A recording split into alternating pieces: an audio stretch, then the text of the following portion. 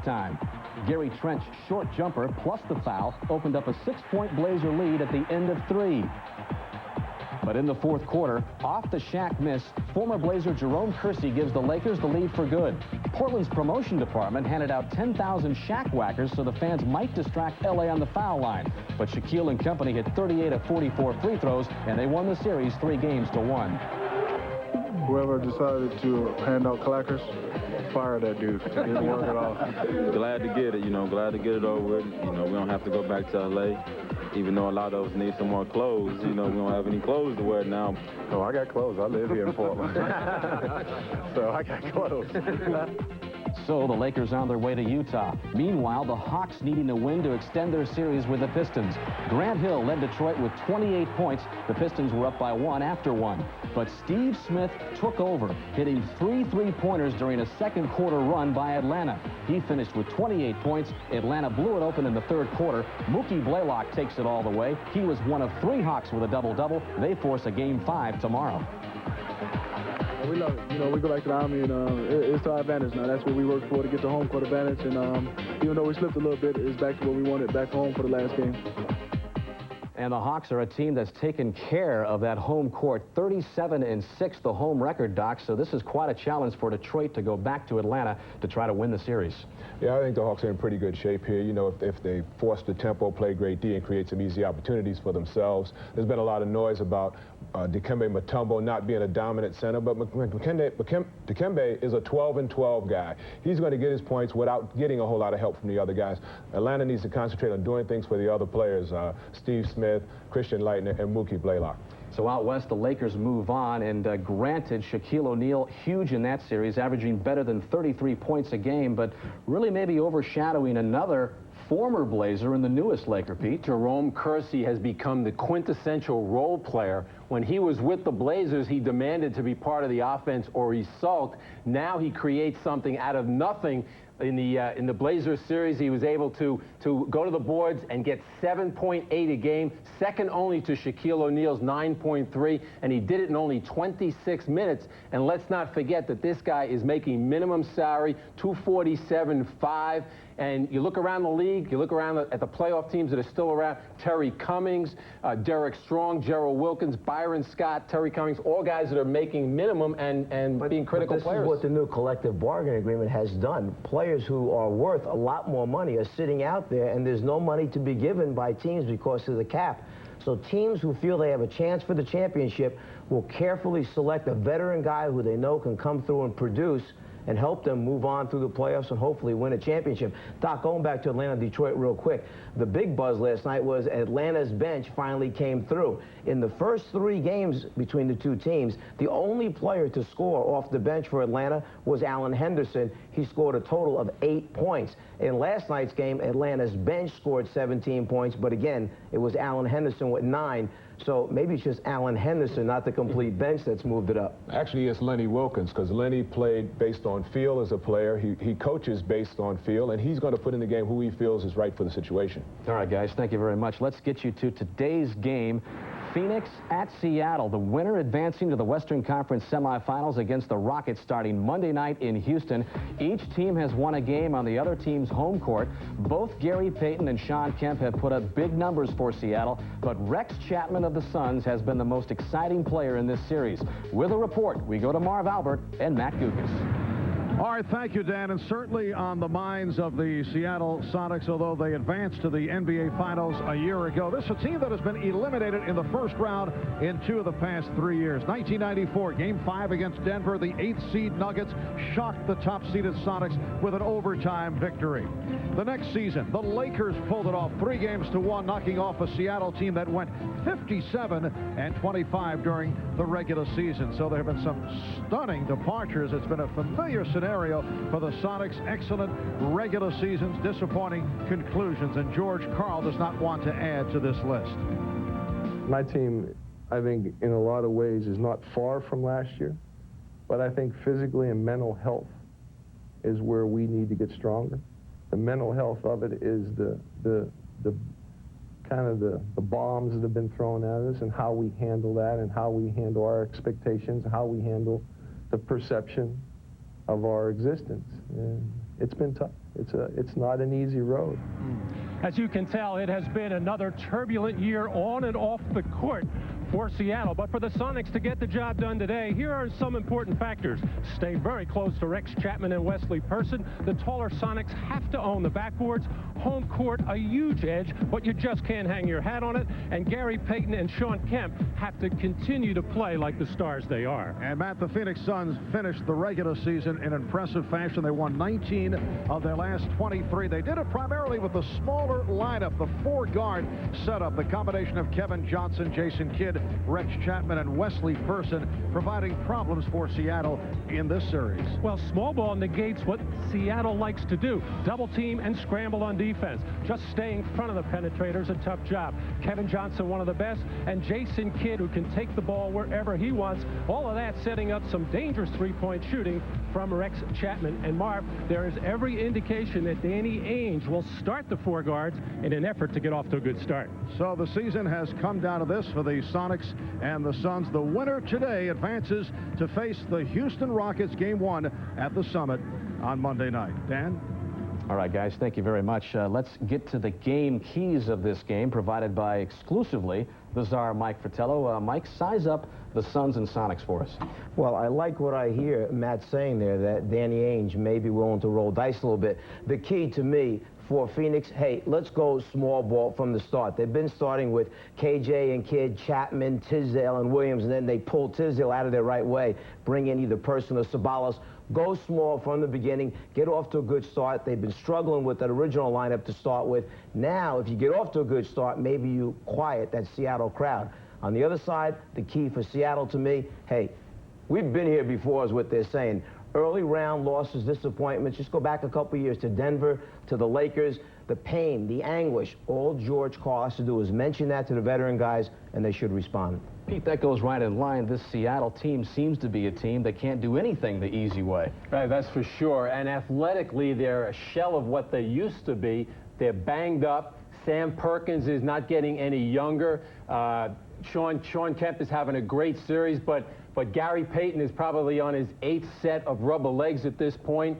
I mean, if they can't really stop the penetration of all the Suns and their kickouts. So if they try to get into a three-point shootout with the Suns, I think it's a mistake because the Suns have a lot of ammo, but I don't know what the alternative is for the Sonics. Doc, the Suns, a very dangerous team, growing in confidence, and you feel that they're the better conditioned team of the two. I think they are, and there are reasons why. I found out what Danny Ainge does to prepare his team to play small ball. He limits the practices to 1 hour and 10 minutes, and after the customary skull session and stretching, they commence to playing scrimmage basketball for 10 minutes, no fouls, no timeouts, no dead ball situations. They rest for 2 minutes, and then they begin the second of which is 5 10-minute sessions.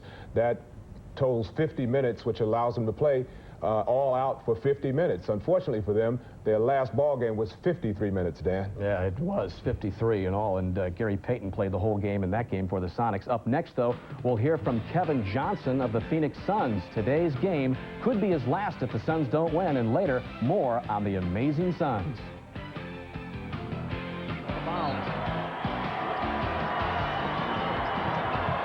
Chapman for the tie.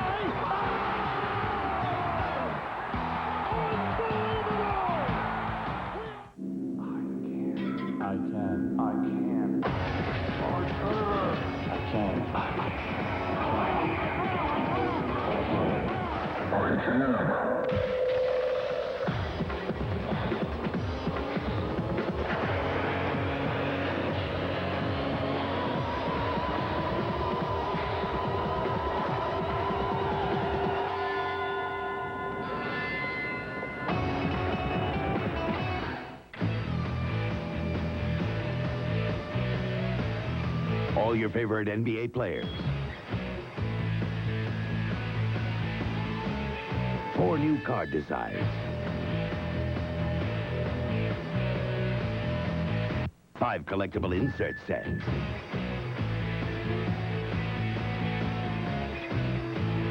2 limited edition cards per pack. Clear NBA basketball. Oh yeah, watch out for hot packs. The NBA Finals, the World Series, the the Stanley Cup Finals, the Daytona 500, and the Super Bowl. Until now, there was only one man behind the scenes at every event. His name is Bill. He delivers the Gatorade. Twist off a winning cap, and you too are headed to all 5 of the greatest sporting events of the year, just like Bill, without all that heavy lifting. Good morning. Good morning. What can I do for you? 2 copies, please. Yesterday, Evelyn Hartwell fulfilled a dream big enough to change her life, small enough to hold in her hand. She got the keys to her first home. Thank you. By the way, congratulations. For a free guide that can help you get a home of your own, call the Fannie Mae Foundation. We're showing America a new way home. We returned with a quick recap of the first 4 games of the incredible Suns and Sonics series. All eyes are on Chapman tonight. Yeah, because Rex Chapman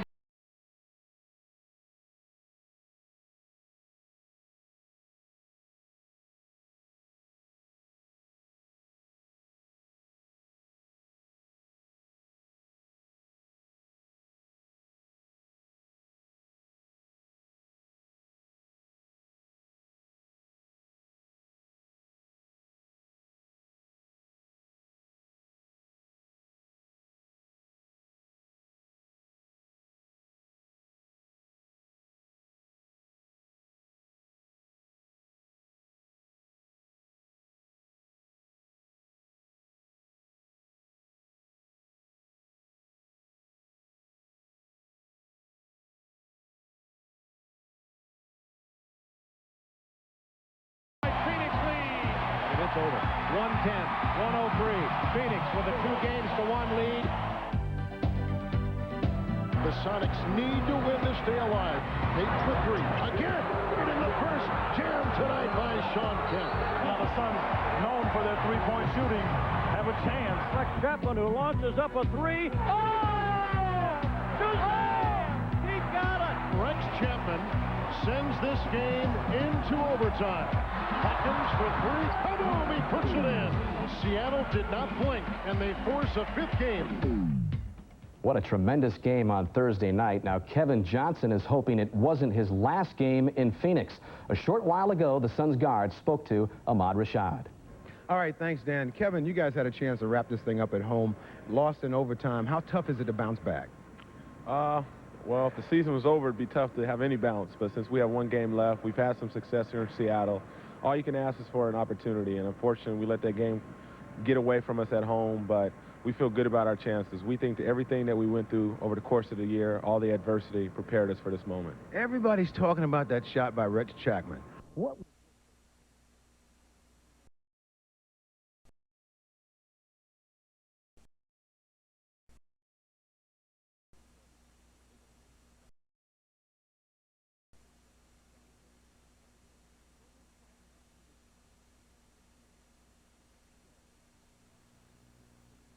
Prepare for today's game.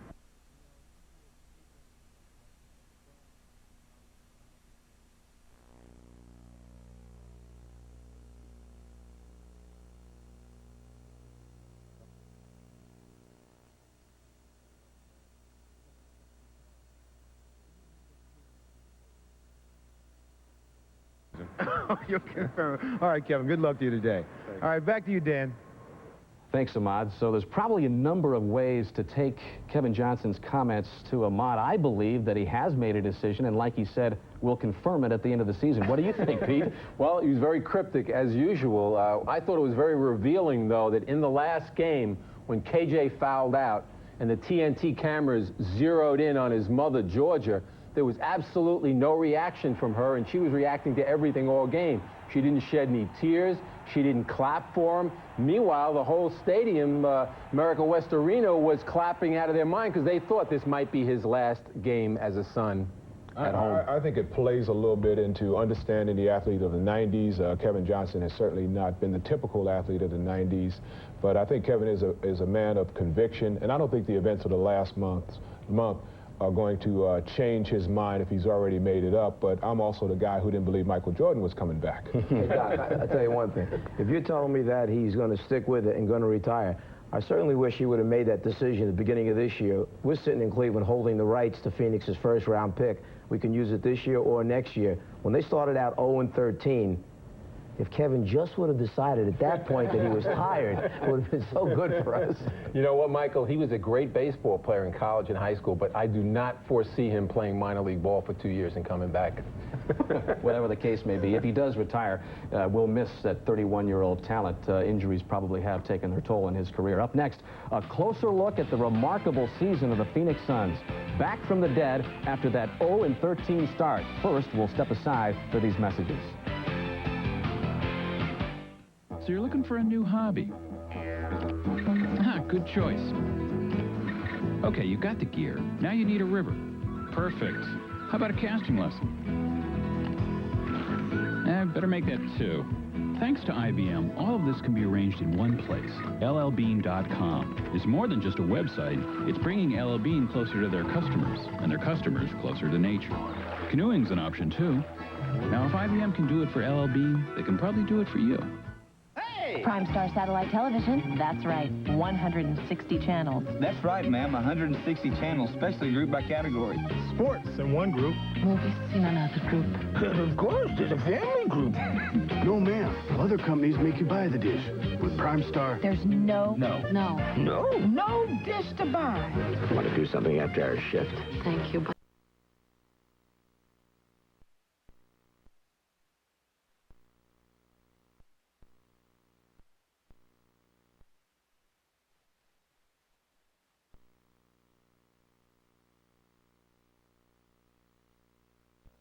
Call 1-800-PRIME-STAR or visit your local Radio Shack. Yeah, I'm a football guy, but I like the other contact sports too. Yes, nothing like the sound of a good hit. Now that's how the game was meant to be played. Only Pro Player has reversible home and away jackets, sweatshirts, and hats for pro teams and college. That guy should have been a linebacker. I've won 2 Super Bowls. I know a winner when I see one. Pro Player reversible jackets. Reverse it. AT&T is trying to make things simple. What about all these other long-distance offers? Well, one says put stickers on the phone. Another says pay a dime sometimes. AT&T can make it simple. One says you save up to 52%, but compared to what? Yeah, just call AT&T. And what happens? They'll show you how you won't save big over what AT&T's already got. Really? Sounds simple. Yes. That's exactly what he's saying. What, now you're on his side? It's not about sides. Don't start with me. I believe they had problems before this. Simple, competitive prices for home or business. The Suns' Rex Chapman is making the NBA minimum salary just under $250,000. He almost single-handedly won Game 1 of this series with 42 points and an NBA playoff record 9 3-pointers. Chapman is symbolic of the resurrection of the Suns. This Phoenix has indeed risen from the ashes, making the playoffs despite starting the season 0-13. By early April, Phoenix had done something unique in NBA history, a double-digit winning streak to go with the earlier double-digit losing streak, and now they've got a chance to win a playoff series. They got the record! 9 3-point shots! Kevin Johnson in the paint for the tie!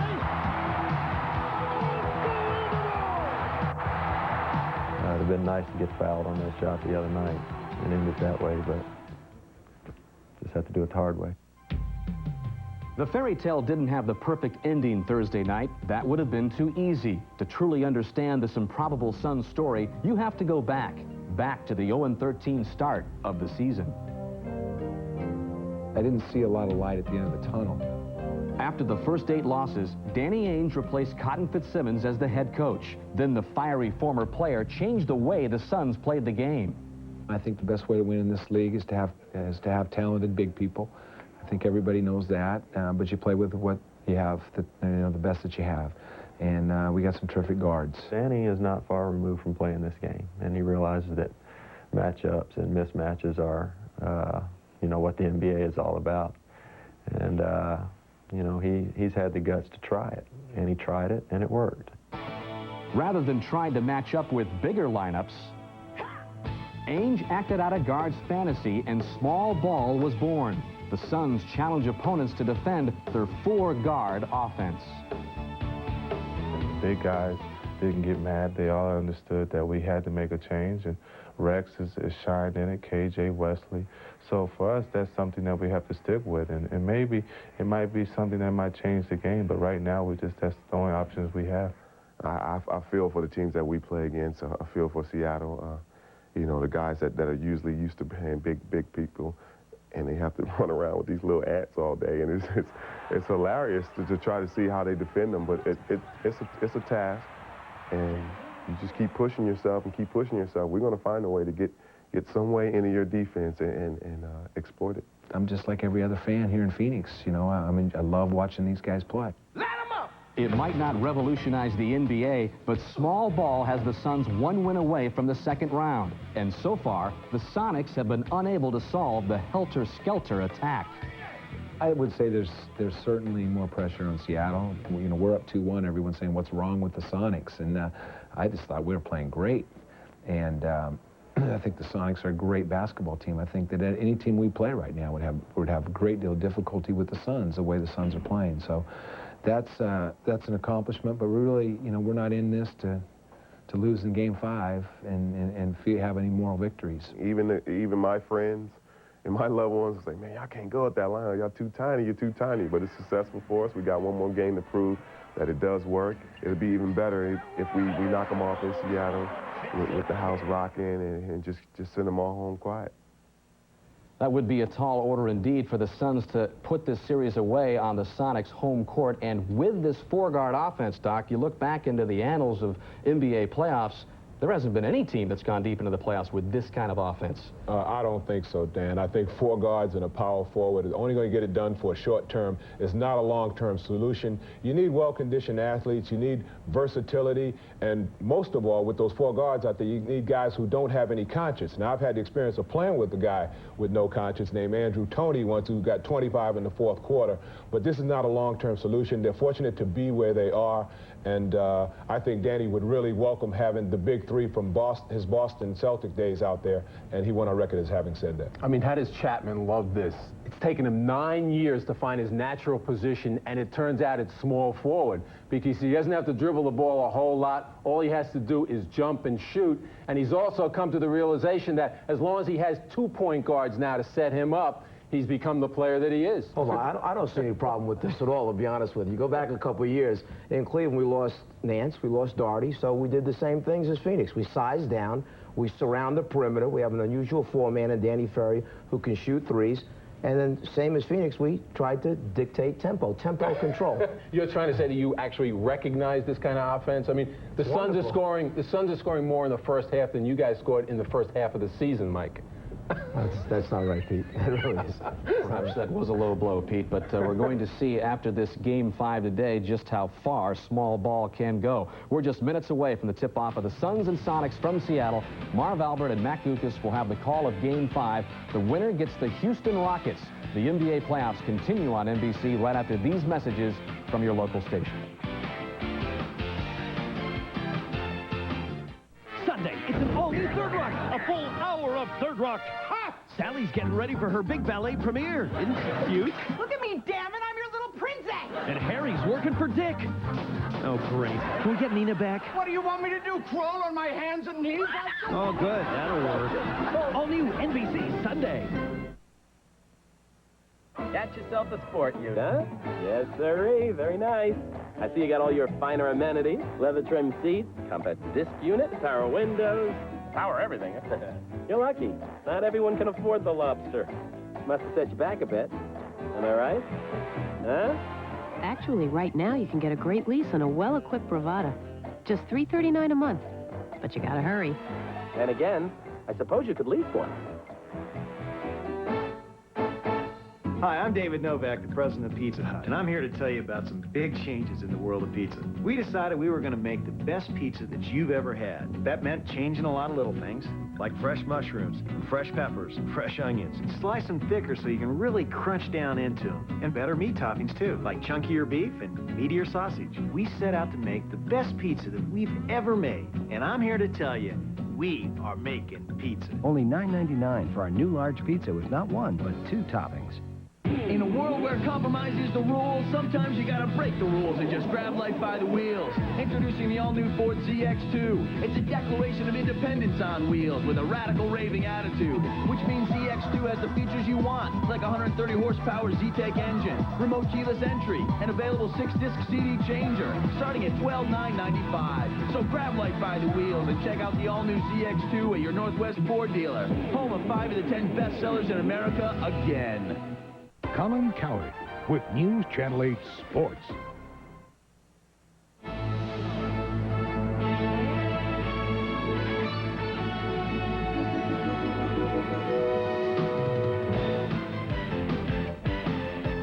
This is the NBA on NBC. The 1997 NBA playoffs. Today, it's the Phoenix Suns versus the Seattle Sonics. We welcome you to the Pacific Northwest, an eclectic game day scene here at Key Arena in Seattle. The Sonics hoping to make their second straight trip to the NBA Finals. Today, the 5th and final game of the first round Western Conference Series between the Suns and the Sonics. As you can hear, a wild scene here at Key Arena. Hi, everybody. Marv Albert along with Matt Dukas. And Matt, it's a familiar story for the Sonics. A 57-win regular season, yet in danger of being eliminated in the first round by the 7th seed, the Phoenix Suns, who have gone through a regular season that had its ups and downs. They finished 2 games under the 500 mark. They do finish strong. And today, a game that may well come down to the matchup of 2 of the best guards. Revolve around their very talented point guard. First of all, Gary Payton, the great defender, has been filling it up, dishing the ball out, hitting the boards, and played in all 53 minutes in a Game 4 Ironman performance.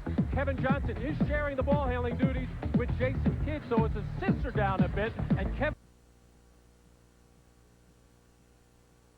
and Mark, whichever player has the big game today will lead his team into Houston come Monday night. All right, so the season is on the line for Seattle and Phoenix. We'll be back in a moment with the introduction of the starting lineups.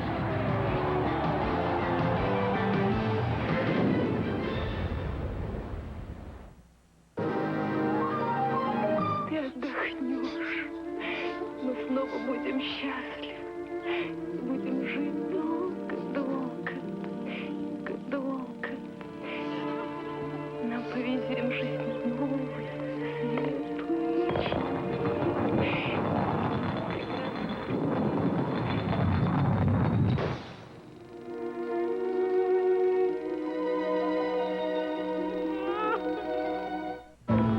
In yet another torture test, we drained the oil from this car and added just this much Castrol Syntec. We then ran it over 100 miles per hour and waited and waited. You see, Syntec has a unique molecular structure that bonds to engine parts. And if a little Syntec can protect under these conditions, imagine what a full oil change can do. Castrol Syntec protects in ways other oils can't. And now, try Castrol Syntec Power System, a new kind of fuel system treatment.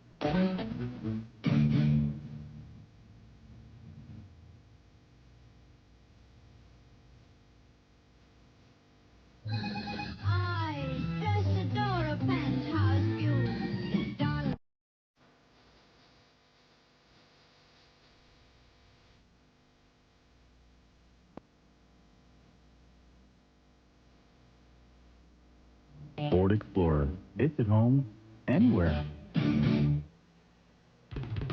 NBA on NBC is brought to you by Miller Lite, who reminds you that anything can happen at Miller time. By Reebok, helping athletes perform at the top of their game. And by Ford and your Ford dealer. Have you driven a Ford lately? A beautiful 55-degree day here in Seattle. And the usual capacity crowd, better than 17,000 on hand. Well, the Sonics have outscored the Suns by a considerable margin in the first quarter. The previous 4 games of this series, certainly a concern of Phoenix coach Danny Ainge. So he is going to the smaller lineup, which includes Wesley Person, who made only 42 starts during the regular season. And we are set for the introduction of those starting lineups. Let's go to the public address voice here at Key Arena, Jim Gracie. Good afternoon, ladies and gentlemen. Welcome to Game 5 of Round 1 of the NBA Western Conference Playoffs between the Phoenix Suns and your Seattle SuperSonics. And now for today's starting lineups. First of all, for the visiting Phoenix Suns, a 6'4" guard from California, number 32, Jason Kidd. A 6'1" guard from California, number 7, Kevin Johnson. A 6'11" center from Tulane University, number 18, John Williams. A 6'4" forward from Kentucky, number 3, Wes Chapman. And a 6'6" forward from Auburn, number 11, Wesley Person. And the head coach for the Phoenix Suns, Danny Ainge.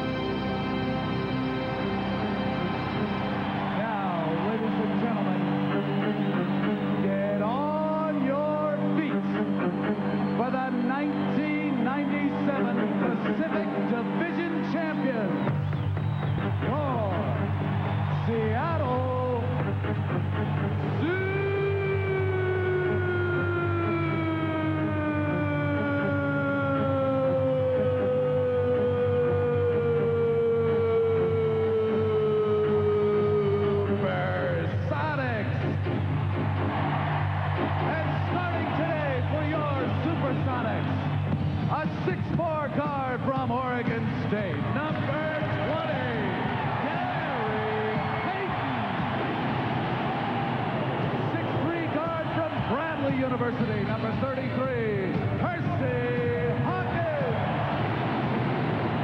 A 6'9" center from DePaul, number 34, Terry Thomas. 6'10" forward from the University of Washington, number 11, Detlef Schrempf. And a 6'10" forward from Indiana's Concord High School, number 40, Sean Kemp.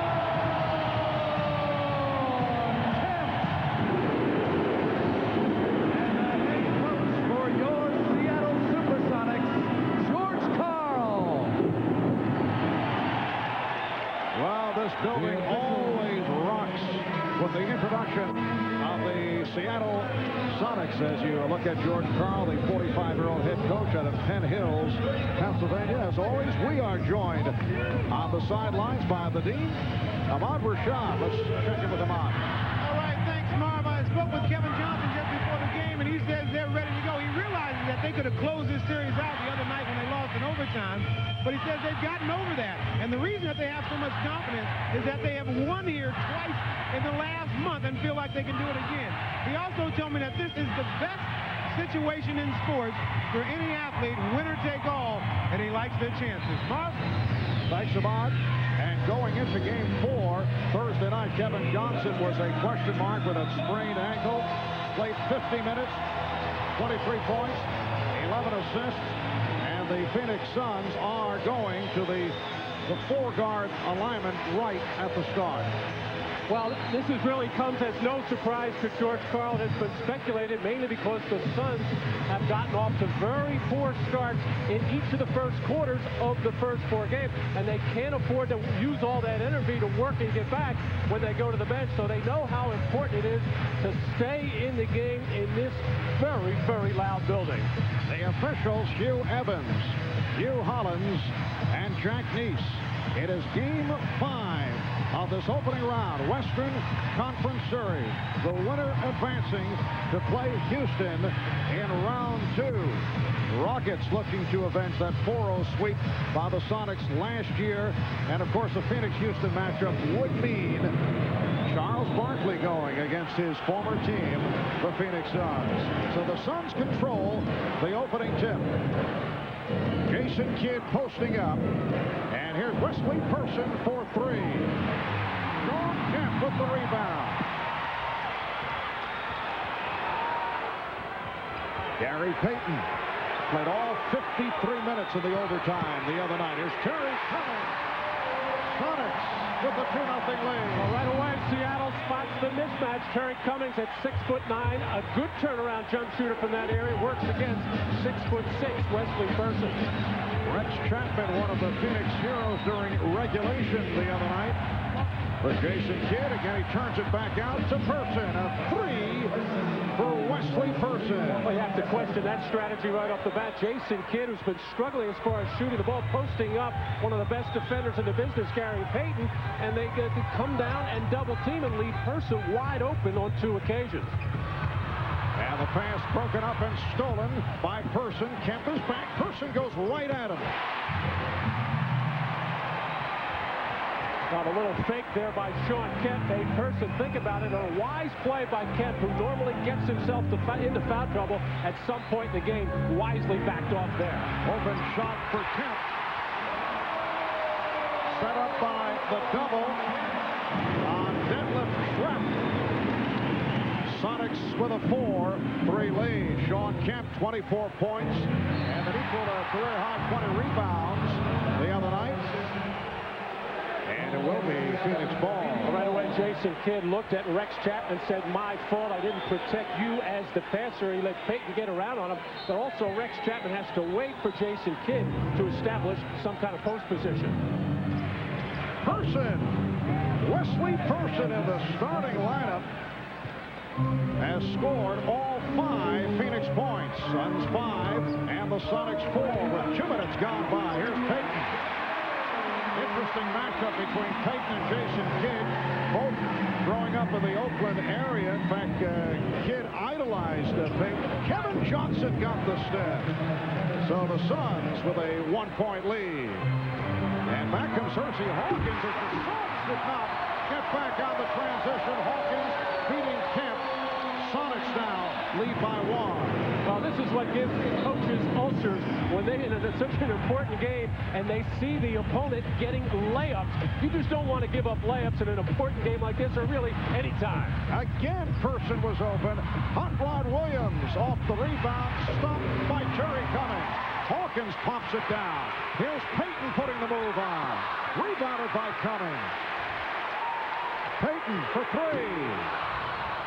And Jason Kidd able to get to it. So the Suns and the Sonics opening up at the quick pace. 3 minutes gone by. Johnson, yes, Kevin Johnson. And the Suns lead by 1. Well, Kevin Johnson shooting just 29% in this series, well below his norm. Has to have a good shooting game for the Suns today.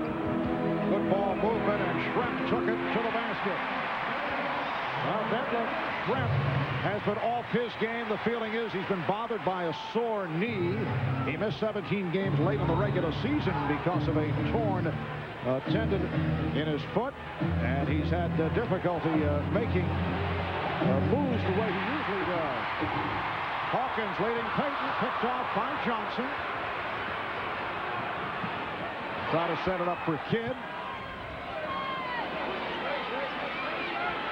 Person got the step on Kemp, threw up a wild shot, and a foul is called. Loose ball foul against Seattle. Well, from the very get-go, Wesley Person getting the start and getting all kinds of scoring opportunities. Sean Kemp at 6'10" has the initial responsibility of trying to keep his eye on the smaller Person, but what Sean Kemp has been doing is leaving the double team, getting in the lane, trying to help out, and it has left Person open for a number of shots. And it was Kemp called for that foul.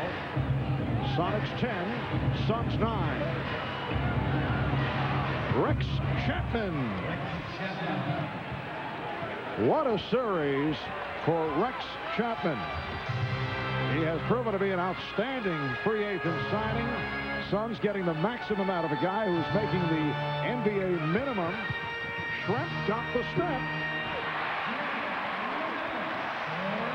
So the Sonics recapture the lead by 1. And Seattle just getting easy basket after easy basket by taking the ball to the basket, overpowering the smaller Suns. Johnson played by Hawkins, able to slice his way through to set it up. Person. And last touch by Person. So the Suns give it right back. Seattle Sonics went 57-25 during the regular season, 5th straight year that they wound up with more than 55 victories. Beautiful move by Payton. And then the rebound was stolen by Kidd. Has a 3-on-2. Chapman for 3. Yes, Rex Chapman. And the Suns take the lead, 14-12. Well, Seattle realizes every time they go inside for a post position, they're going to get a double team. And this is the kind of shot like that. They don't want it to go in, but they would rather the Sonics be taking those perimeter shots and get into a jump shooting contest. But for the most part, Seattle stayed away from that, taking the ball to the basket. Fast start for Detlef Schrempf. He's hit all 3 of his shot attempts. Sonics by 1, 6:28 remaining in this first quarter. Can the magical comeback continue? Orlando and Miami lead off a big triple header Sunday.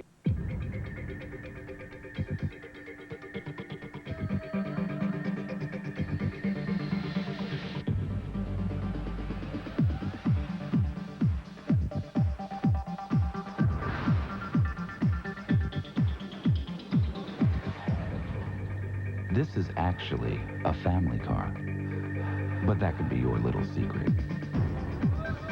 Ford Taurus. The folks at KFC, inspired by the mighty buffalo wing, have taken it one step further and gotten rid of the wing. Behold the mighty buffalo crispy strip, new from KFC. Boneless, all-white meat chicken, marinated in those classic buffalo spices. Proof that you don't need wings to have a meal that'll fly. Everybody needs a little KFC. Now try 3 new buffalo crispy strips with ranch dressing, 2 sides, and a biscuit, just $2.99.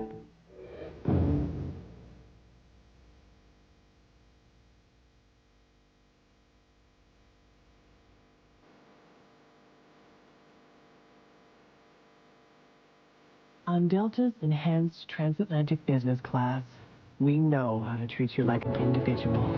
That's why we fly more individuals worldwide than any other airline. Delta Airlines, on top of the world.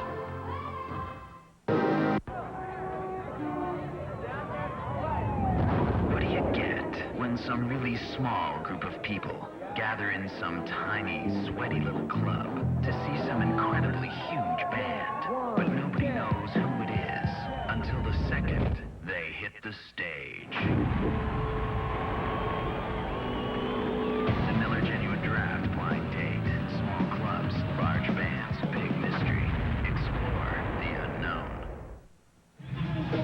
Well, the Phoenix Suns going with small ball right away to stay in this game, and they have done that. And the size advantage looks a lot bigger out on the floor, but when you look at the numbers, it's only a couple of inches. Look at the matchups there, and the tough one so far has been Sean Kemp watching Person, but here, Detlef Schrempf at 6'10", who has trouble guarding people on the perimeter, now playing a very hot player in Rex Chapman, using screens very well. It's been a tough cover for Schrempf throughout this series. Detlef Schrempf at the offensive end has scored the last 7 points for Seattle. This is the first game of the series that Seattle has not jumped off to the big lead. Up by 1. We're halfway through the first quarter. Kemp putting the move on Williams. Danny Ainge remaining the same with the 4-guard alignment. The only big man is Hot Rod Williams. Chapman with the runner. And the rebound handled by Kemp. Schrempf stopped by Johnson. Here's Perkins, who just checked in. And Perkins has become a factor.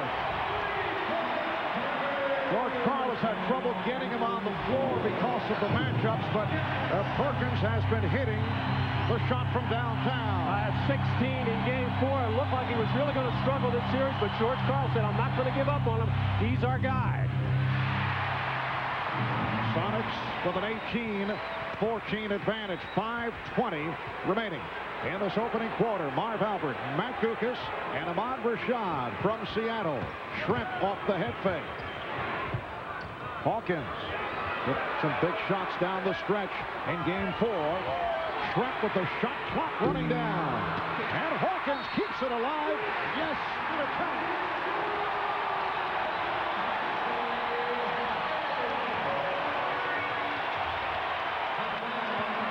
Well, there's a lot of good things that you can get out of the small ball. You can get a lot of good ball movement, a lot of open shots, but this is where you can really get hurt on the offensive boards of Seattle. Is only 6'3", Hersey Hawkins sneaking in on Kevin Johnson to get that second opportunity and a possible three-point play.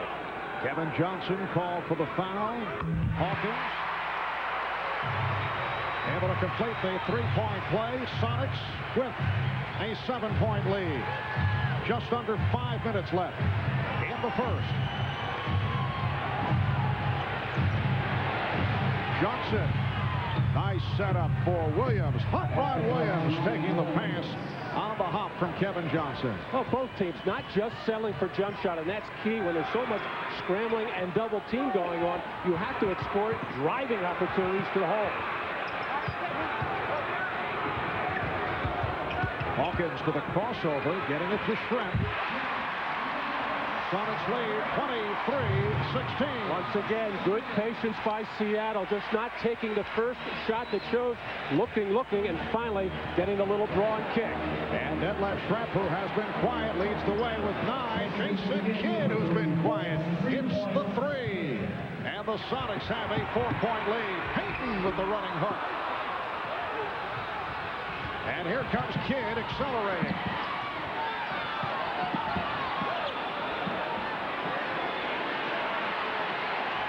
Johnson. And Hawkins had it stripped, but deflected out by Person of Phoenix. Well, you look back at what has taken place in this series in the first quarter, where the Sonics have usually been able to get off to substantial leads. Different story here thus far. Just the 4-point spread for the Sonics. Well, it's almost like Danny Ainge was trying to buy some time with Wayman Tisdale as a starter. It just didn't work. Oh, he's filling it. Detlef Schrempf for 3. 12 points for Schrempf. Sonics lead 26-19. Chapman on a quick release. Good hustle by Sabalos, who just checked in, and it was knocked out of bounds by Payton, who disagrees with the call, and Hugh Hollins able to settle things down. Cedric Sabalos, who got off to a poor start in this series, has really picked it up, has given the Suns a burst of energy anytime he has stepped out on the floor, in particular in that area, hustling after some loose balls and offensive rebounds. That ball did go off, said Sabalos. Yes, you can understand the feelings of Gary Payton. David Wingate has checked in for the first time. He's been getting additional playing time because of the injury suffered by Nate McMillan, who is dressed, but it's a question mark as to whether he will play. Wingate called for the foul. Nate McMillan, who's been hard hit by injuries in recent years, out with a muscle tear in his leg. There's Nate. George Karl always saying that the Sonics particularly missed his rebounding help. One of the best rebounding guards in the league. Also, the leadership. He's one of the inspirational players on this Sonic team. Just under 3 minutes remaining in the first quarter. Johnson trying to split his way through, then set it up. Chapman for three. Williams on the rebound and foul. Apparently a traveling violation. He's called for steps, and he comes up hobbling. He'll be back in a moment. It definitely feels like it's showtime. It's a lot of razzle-dazzle, you know what I mean? Does that change your game at all? It's my game, bro. Running the court, getting a lob from Nick Van Exel, dunking it, swinging on the rim, putting my hands up in the air like, what? Nobody sticks me one-on-one! A lot of players in the NBA be trying to foul Shaq to aggravate him. But that don't bother them because we do that at the house all the time. Watch. Foul nobody sticks me one-on-one! Nobody sticks me one-on-one! I like to eat opponents, especially when they drop to the hole with a little keep finger roll trying to lay it up on top of me. What's wrong with them, Bill? They don't know how hungry you are. They must not have cable. I've been dunked on a couple times. I know. My mama dunked on me. Love the game, Bill. And showtime is BAQ. And BAQ stands for? Back. Jeez. BAQ. Back. They said imports taste better. They lied. And how does that make you feel? Used, manipulated, betrayed. And how does that make you feel? Used, manipulated, betrayed. So now what? Only drink fresh beer. Budweiser. You have made a real breakthrough. You did it on your own. Born on dating from Budweiser. What fresh beer tastes like. You're on the road to freshness. Hold all my calls. What Tough is. It's the wide open spaces of the world's only standard third door. What Tough does. What Tough is. It's the biggest box and the highest maximum VA payload. What Tough does.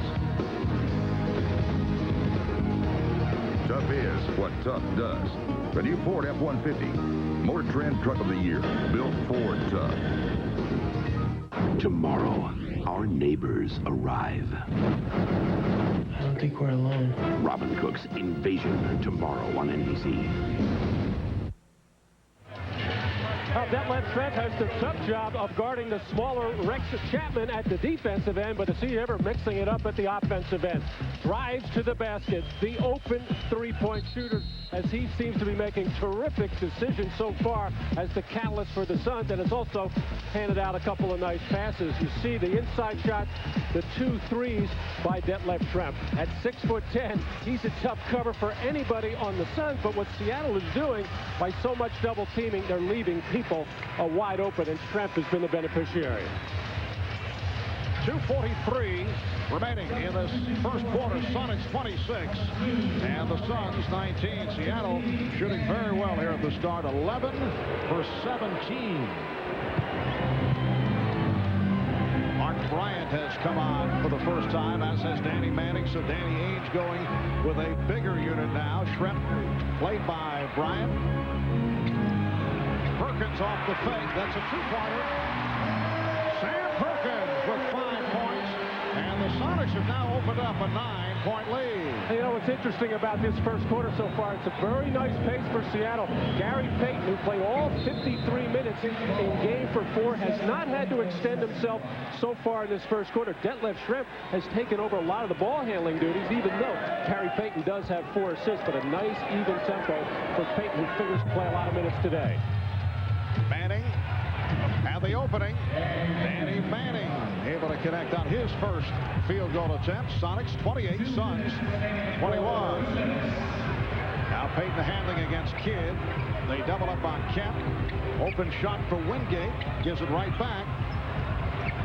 Kemp again facing now triple team. So Wingate takes the 3. Well, that is overkill to come down with 3 players, but a nice kick out by Sean Kemp, who made sure that David Wingate is the one player that the Suns want to see shoot those perimeter shots. Just 1 for 7 in Game 4. Biggest lead of the game. 10-point margin for Seattle. Blind backdoor attempt picked off by Perkins, but he deflected it off the backboard, which is considered out of bounds. So there are 3 seconds remaining on the 24. Now they adjust it to 4, and Phoenix maintains possession. Now the official scorer checking with Hugh Hollins. Suns now have a backcourt of Kidd and Johnson up front. It's Manning with Sabalos and Bryant. All of a sudden, small ball is resting as this lead is starting to grow for Seattle, as Danny Ainge now going with a more conventional lineup. And when Manning and Sabalos have come into the game, they generally give a spark. They need the quick shot. Bryant off the fake. Sabalos able to keep it alive. And last touch by the Suns. Been a quick-paced, fast-moving first quarter because of the lack of foul calls. Only 1 on Phoenix, 2 on Seattle. Here's Johnson. Air ball fielded by Kemp. Coming up on 1 minute left in the first quarter. Open opportunity. David Wingate left alone. Sonics by 10. Well, the Suns have hurt themselves with just wild, crazy double teaming and getting too many easy shots. Schrempf able to tear it out of the hands of Bryant. Now Payton digging. Sets up Perkins. And Wingate comes down with the rebound. 35 seconds left in the quarter. Schrempf one-on-one against Johnson. Nice ball movement. Wingate passed on the shot. And now we get a 3-second call. 3-second violation. Now, Schrempf had the smaller Kevin Johnson on him. He waved Sean Kemp out of there, saying, let me take Kevin Johnson in there and make him work defensively. And yet, Schrempf did not force the shot. Got into the lane, saw somebody else had a better opportunity, and kept the ball moving. And that's been key for Seattle in this first quarter. They're playing very unselfishly. Substitutions for the Sonics. Greg Graham also has been seeing some playing time recently. Checks in. Here's Hersey Hawkins. Some shuffling with 24 seconds to go in the first quarter. George Karl trying to get some rest for his starters, also trying to preserve the foul situation. Danny Ainge did not like the wholesale substitution. Felt that the Sonics may have snuck an extra one in, and apparently he's correct, because Hugh Evans over to the bench, and they are retrieving Terry Cummings. He has to return. That substitution not allowed, and then Perkins sits down, although I don't think that really should satisfy the Suns. But apparently Ainge is accepting. Well, George Karl very much concerned, especially with his older players, Schrempf, Terry Cummings, and Sam Perkins, with all the minutes that they played the other night. Sonics by 12. They've had an exceptional shooting first quarter. 14 of 21 from the field. And Phoenix now holding for a final shot of the quarter. Johnson for Kidd. Off the ball, but crowd wanted to travel. Johnson has to fire. Here's Person. Yes, it counts. Wesley Person able to make the catch while in midair and release the shot and hit. How about the move by Jason Kidd with a ball fake? But how about the presence of mind of Wesley Person, aware of the time on the clock, knowing he had to catch and shoot in just one motion. After one, Sonics by 10. You're watching the NBA on NBC. Hey, Max. Why just sit around when you could have fun in the new Ford Escort CX-2? Nowhere to run to, baby. Nowhere to hide. Everywhere I go, your face I see. Every step I take, you take with me. Nowhere to run to, baby. Nowhere to hide. Ford Ford Escort ZX2. Grab life by the wheel. Max? If it were a guy's world, this would be a career goal. And you'd always be cool. But in the real world, guys sweat. So stay cool with Speed Stick Gel. No other gel keeps you drier or more protected. Speed Stick Gel. It's just for the guys. What does it take for an airline to close a deal these days? Teamwork. Planners, schedulers, finance guys, you name it, you'll need it. But if you work for British Airways, you don't need to fly everyone in. You bring them together with the help of IBM. You see, IBM's GroupWare solution helps the airline sales force bring the whole team to the table. If IBM did it for them, they can probably do it for you. Mystic Mango Mania is the color of nerve. Nerve, the color of letting the inside out. The color of not taking it back. So, what are your colors? Show your colors, Mystic. By nature, dolphins know how to have fun. By nature, man does not. We looked at these two realities and did something about it.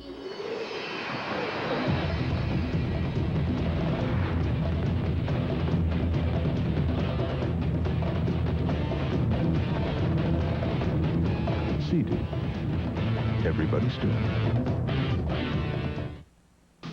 You're watching the NBA on NBC. The 1997 NBA playoffs. Well, David Wingate trying to take on the role with Nate McMillan, not able to play, has been shooting the ball very poorly throughout this series and has been the man that Phoenix does not mind leaving alone. But when you knock down a three like that and move without the ball when the double team occurs, David Wingate making a nice contribution for Seattle. And you see the bench production of the Sonics in the first quarter. So the Sonics end up with a commanding lead after one. Up by 10. That pattern has continued. Second quarter underway. Payton. That is his second field goal. Sonics down 8:35-23. And Danny Ainge back with a kid along with Person. But the three big men up front, Manning with Bryant, Sabatos, Wesley Person knocking down a three. He has 10 points. Sonics lead by 9. Pet play for the Suns coming out of timeout, starting quarter. Start something on one side of the floor, get a little bump for a shooter on the other side, and a good look for Wesley Person. Perkins posting up. Counts and the foul. It's on Bryant.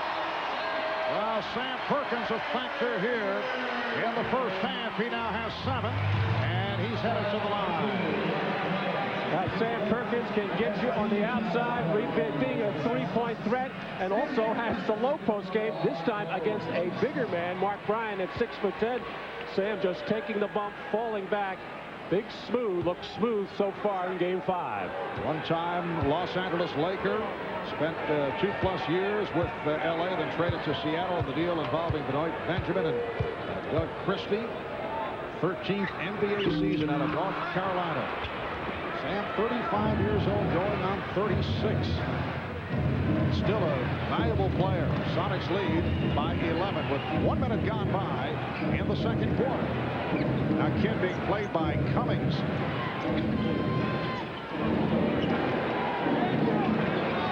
Sabatos, guarded by Wingate, shoots over him.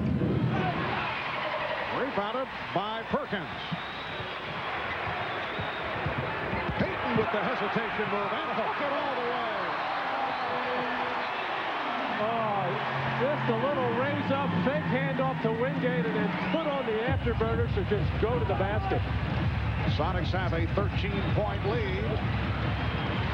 This game 5, the finale of this best-of-5 series. Winner will move on to face the Houston Rockets in the second round, game 1 at the Summit on Monday night. The Sonics with a 13-point lead, looking sharp in this first half. Payton for 3. Sonics 4 of 8 from three-point range. Suns 4 for 11. Here's Kidd. Jason Kidd with his second field goal. Look at the transition by Seattle. No hesitation trying to catch the Suns at the other end. Sonics lead 39-28. Kidd out of control, had it knocked away. Wingate, 3-on-1. Nice ball movement. Payton can't finish. And back comes Kidd. Person for three. And it will be a jump ball. Cummings and Kidd tie it up. Timeout is called. 9:25 remaining in this first half. The change of pace, fake handoff, and fooled Jason Kidd almost out of the building as Gary Payton gets to the basket.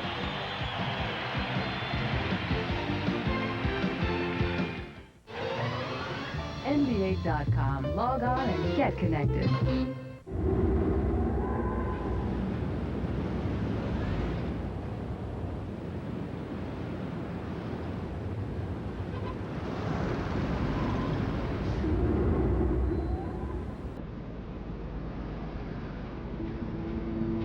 Proceed to the highlighted route.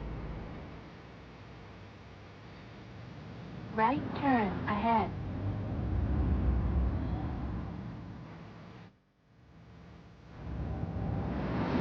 Left turn ahead. Destination.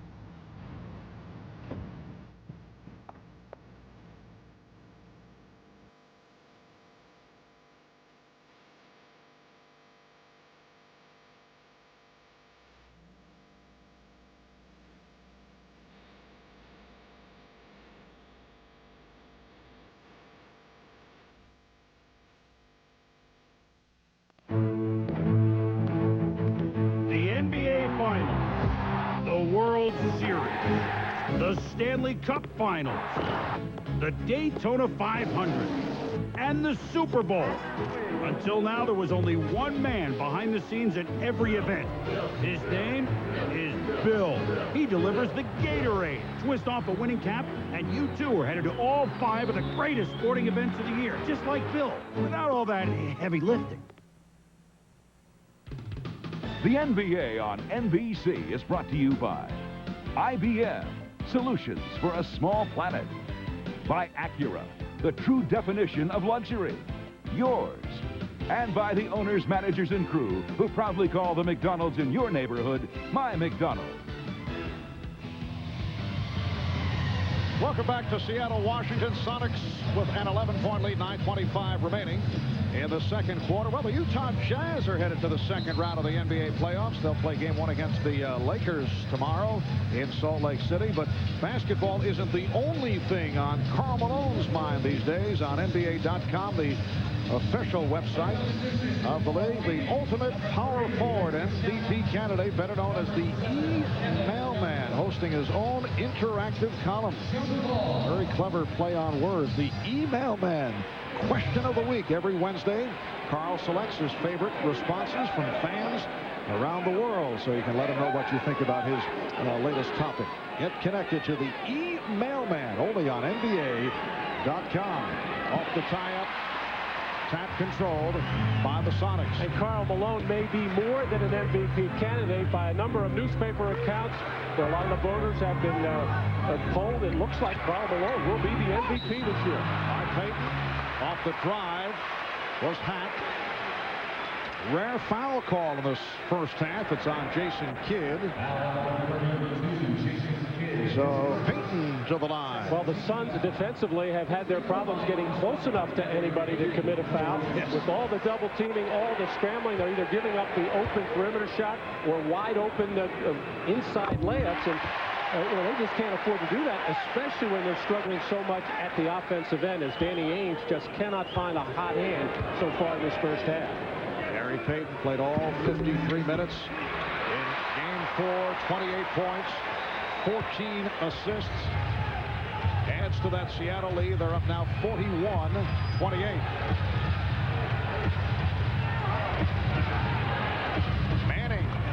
Danny Manning with his second field goal, and the Sonics now lead by 11. Manning had 19 points, 10 rebounds in Game 4, but he fouled out late in regulation. Payton. And here comes Kidd. 3-on-2 for the Suns. Rick Chapman is back in. Thought he had the move, but Perkins was right there to close the lane.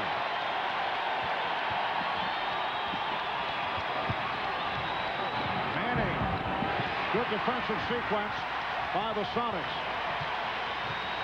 Such a contrast between Western Conference defense and Eastern Conference. In the East, you very rarely get any kind of penetration to the basket because defense on the dribble is so much tougher and more physical. In the West, you can get in there pretty easily whenever you want to. Foul on Manning is first. Matt, I'd have to say this is the loudest building when it comes to cheering at the defensive end for the home team. Well, I remember very well back in June during the finals against Chicago in games 4 and 5. I don't remember being able to hear for about a week after that. This building was rocking. So Terry Cummings at the free throw line in his 15th season out of DePaul. He was signed as a free agent back in mid-January. Terry Cummings goes back to 1983, the NBA Rookie of the Year. Started only 3 times during a regular season. And he has supplanted Jim McIlvaine, who got a number of starts throughout the year. Jim McIlvaine's type of game, and he's only about a 17-minute player anyway. Certainly does not fit against the Suns. But if Seattle were to able to move on and play Houston, I'm sure Jim McIlvaine would get some meaningful playing time against Hakeem Olajuwon. McIlvaine to this point has played only 6 minutes in one game in this series. That has been it. Foul called on Cummings. There's McIlvaine. There it is, just 6 minutes. Jim McIlvaine signed as a free agent, that 7-year, $30 million deal, which certainly raised some eyebrows around the NBA. And Mark, you look at that graphic, guy can score 7 points in 6 minutes. Right. Strong move by Person. And the Sonics with an 11-point lead. And I'm sure George Karl has had to answer that question about 50 or 60 times in this week and a half period. Kemp with the mismatch. Played by Kidd. Payton for 3. Air ball. He's claiming that it was either deflected or he was hit. Gary Payton has been brilliant from behind the arc in this series, coming in 15 for 34, 44%. That's outstanding. With Gary Payton on the season, about 32%. But the ones he shot today have been bricks. Oh, Manning with the spin to beat Kemp. And the Suns showing some signs. They've cut it to a 9-point lead. The Sonics, after the hot start, have missed their last 5 shot attempts. 5 minutes gone by, second quarter.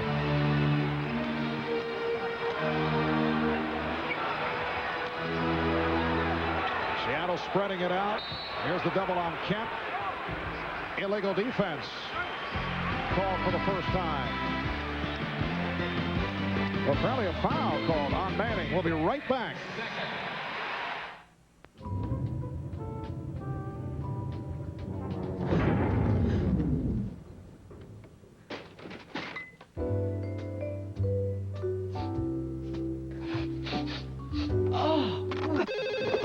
Pressure's hotline, what's your problem? We're stuck with skunky beer. So it's not Budweiser? No. Remain calm, sir. We're on our way. Next time, look for this. Born on dating from Budweiser. What fresh beer tastes like. Pressure's hotline. Could we order some Chinese?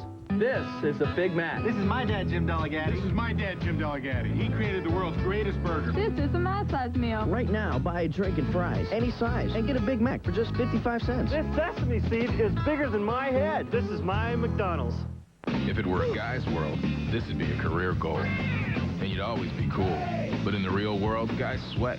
So stay cool with Speed Stick Gel. No other gel keeps you drier or more protected. Speed Stick Gel. It's just for the guys.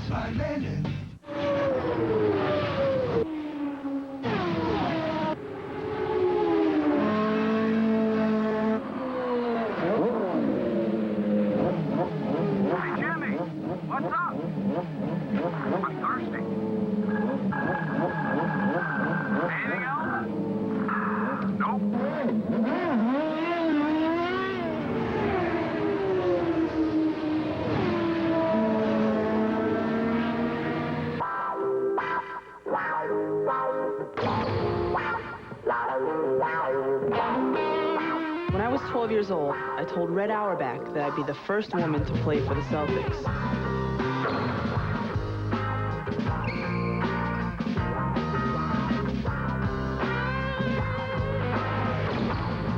Sorry, Red. I'm booked.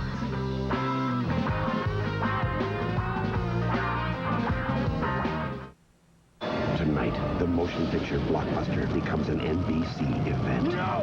Tom Cruise, Brad Pitt, interviewed with the vampire. NBC tonight. Well, Danny Manning has provided a spark and some solid play for the Suns coming off the bench. Nothing spectacular with Danny's game, but just does everything well. Shoots the ball, passes, solid defender, gets some rebounds, block a couple of shots. And Danny Manning got 77 games in this year. Came back last season after his second ACL. Big game on Thursday night, 19 points and 10 rebounds. But Danny's always going to give you good play and solid statistics. Yes, Manning making it back from the torn ligament of the left knee. Spent much time on the injured list past 2 years. The steal by Johnson.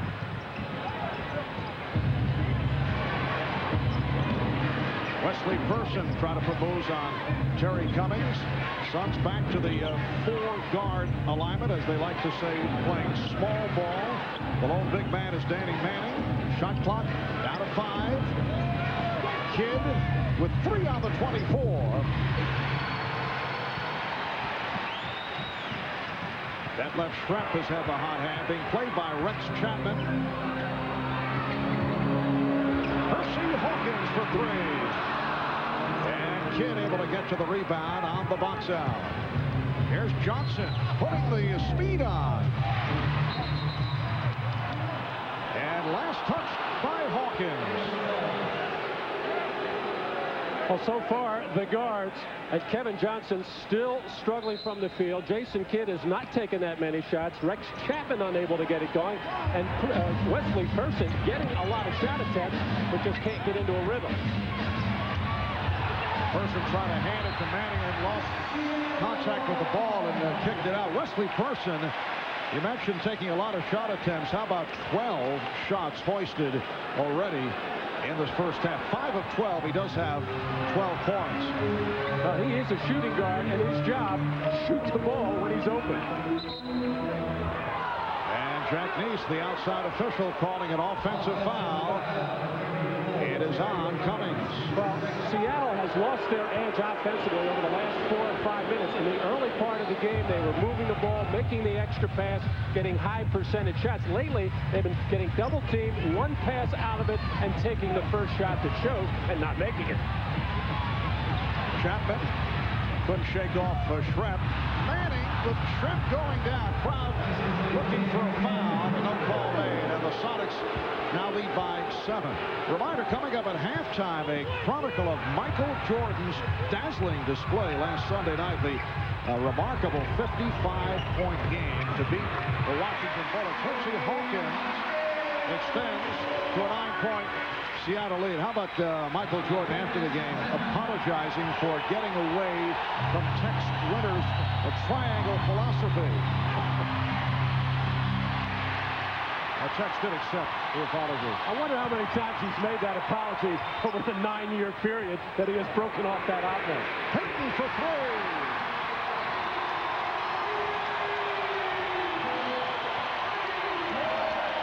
Seattle by 12. 11 points for Payton. 5 of 11 from 3-point range for the Sonics. Offensive foul. It is on Chapman. Well, Detlef Schrempf on a play, a couple of sequences to go, tried to take the charge on Danny Manning and fell backwards.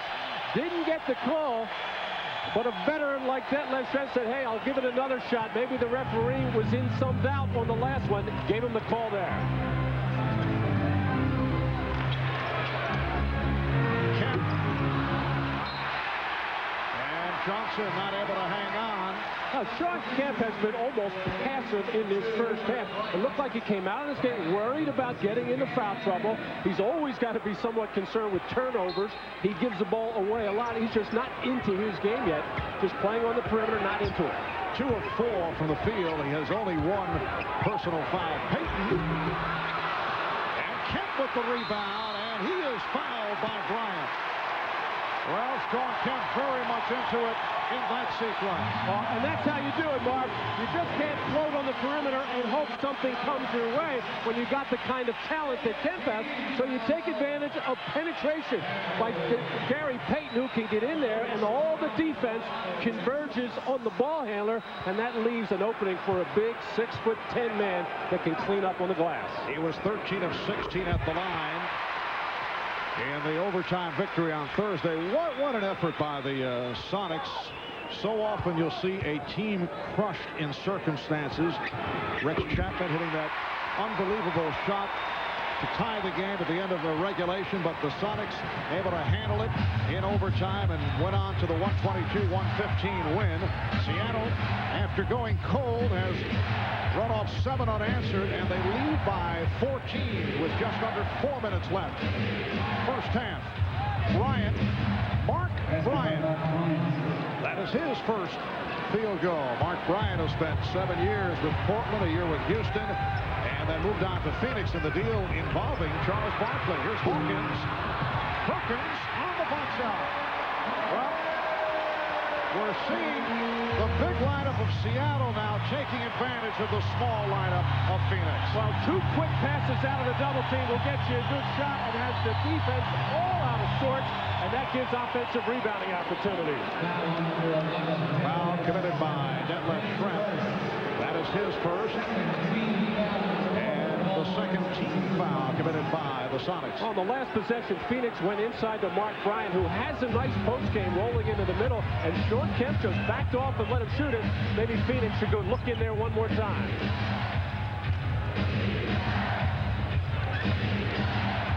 Good job by Schrempf on Chapman. Won't count. Foul before the shot attempt. And a timeout has been taken. Perkins called for the foul. You're watching the NBA on NBC. You really want a cellular phone, but you're afraid of the service plans, activation, the true cost. So you go back and forth. Don't do that. Come into Radio Shack. We'll patiently explain everything you need to know about going cellular. You'll see that not only are cellular phones nothing to be afraid of, they're actually quite friendly. Radio Shack. You've got questions, we've got answers. Sign up now for cellular service at Radio Shack and get free activation. This is the Big Mac. This is my dad, Jim Delegati. This is my dad, Jim Delegati. He created the world's greatest burger. This is a my-size meal. Right now, buy a drink and fries, any size, and get a Big Mac for just 55 cents. This sesame seed is bigger than my head. This is my McDonald's. There are many types of athlete sports that eat your feet alive. Don't just cure some, kill them all. Lotramin AF. Full prescription strength medicine. The brand doctors recommend most. Lotramin AF. The killer cure.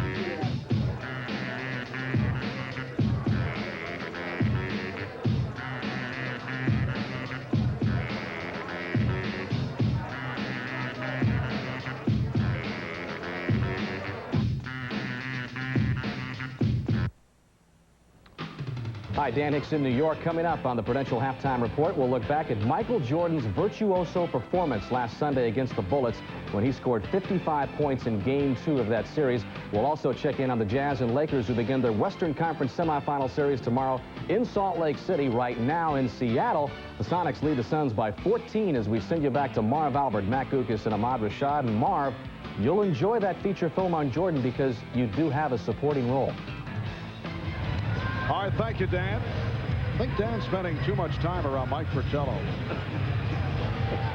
which can be very harmful. 2:59 remaining in this first half. A look at the leading scorers. Wesley Person with 12. Top man for the Suns, Detlef Schrempf with 12, and Gary Payton with 11. Phoenix ball as we resume following the timeout. Schrempf has done an excellent job in keeping the ball away from Chapman. putting moves on Perkins. And Schrempf with the rebound. And one of the reasons for that is Rex Chapman is not moving that well. He has some back problems. He's not moving off the ball, which is really where Detlef Schrempf would struggle. Here's Kemp. Kemp with the rebound. And the foul. Reminder, tomorrow the NBA playoffs will continue as NBC presents a triple header starting with showtime at 12 noon Eastern. And then 2 Game 5s back-to-back. First, Penny Hardaway and the Magic have battled back against Alonzo Mourning of the Heat to even the series and force this deciding game. Pat Riley and the Heat have it all on the line against the Orlando Magic, and then Detroit and Atlanta square off to conclude their series. The winner there will go on to face the Chicago Bulls, and in prime time will be in Salt Lake City. The Los Angeles Lakers and Shaquille O'Neal traveling to Utah, going up against Karl Malone. John Stockton and the Jazz as their conference semifinal begins. Matt, was Orlando motivated by humiliation? I don't think so. They were about to be blown out of Game 3. Ronnie Cycling went out with about 6 minutes to go. Here's a steal, and the mail to go. Oh! Excellent play-by-play by Matt Google. I got caught up with the moment, Mark. And the foul is called on Chapman. Well, anytime Sean Kemp gets in the open floor, you can almost expect something spectacular, but tremendous hustle by Rex Chapman, bearing down from behind to break up that play. Got a lot of ball on it. I was about to say, Mark, the Magic were down 14. Ronnie Cycling got hurt. They went down 16, and it has not been the same since, because now Penny Hardaway has to take over, and he has done it and has gotten a lot of help from Darrell Armstrong. What a turnaround by Penny Hardaway. A look at Sean Kemp this season, averaged just under 19, 10 rebounds in the series, raising it up to 22 and a half and 15 rebounds per game. Kemp with 20 the other night that equaled a career high. Sonics now lead 55-38. You look at the Miami-Orlando series, waiting in the wings for the winner, the New York Knicks, who come off the sweep of the Charlotte Hornets. Shot clock at 5. Bryant called for a traveling violation.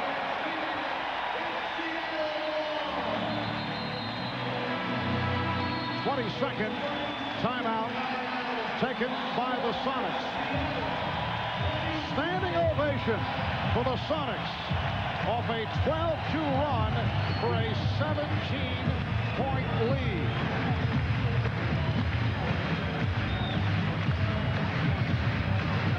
A look at what has taken place over the first 4 games of this series. Game 1 to Phoenix, 106-101. Rex Chapman lighting it up, 42 points.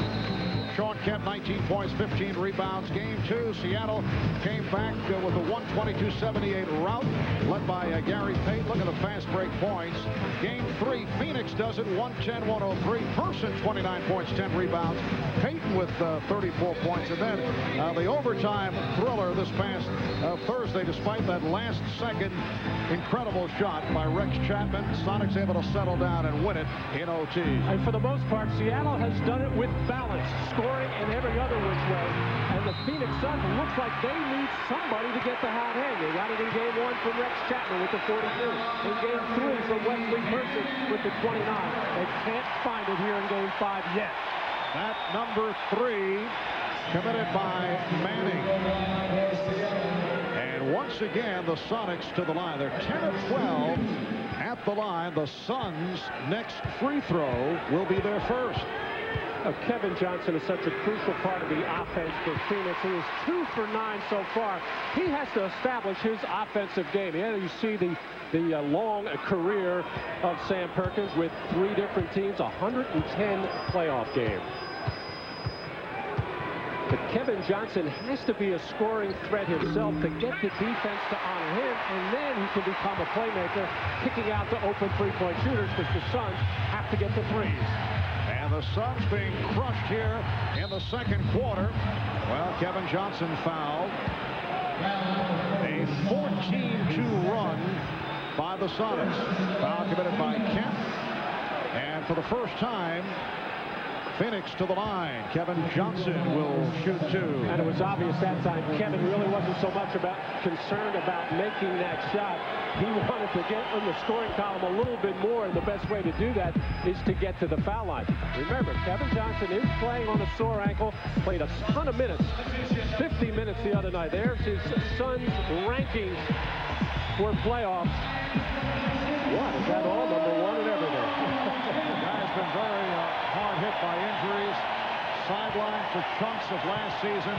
The ovation is for Sean Kemp as George Carlos pulled him for a respite. And the question concerning Kevin Johnson is this: should the Suns lose his finale, or even if they advance, and it will take quite a turn as Hersey Hawkins extends to a 59-40 lead. Kevin Johnson has been talking retirement, despite the fact that he has had a terrific season.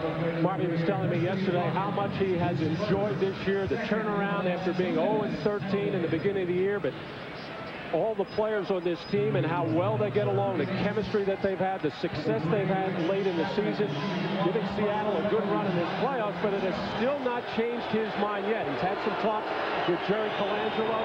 Danny Ainge thinks he might come back, but so far, Kevin Johnson has not said one way or the other. Foul on Hawkins, putting Chapman at the line. Kevin Johnson on Showtime earlier in a chat with Ahmad Rashad said basically that eventually during the offseason he will confirm the retirement, indicating that there has not been a change of heart. Sonics by 18. Payton. And the tip by Perkins. Seattle 61, Phoenix 41. 50 seconds left in the half. Last touch by Ceballos. Well, a deadly combination going on right now for Phoenix. Very poor defense, giving easy shots now and doing absolutely nothing at the offensive end.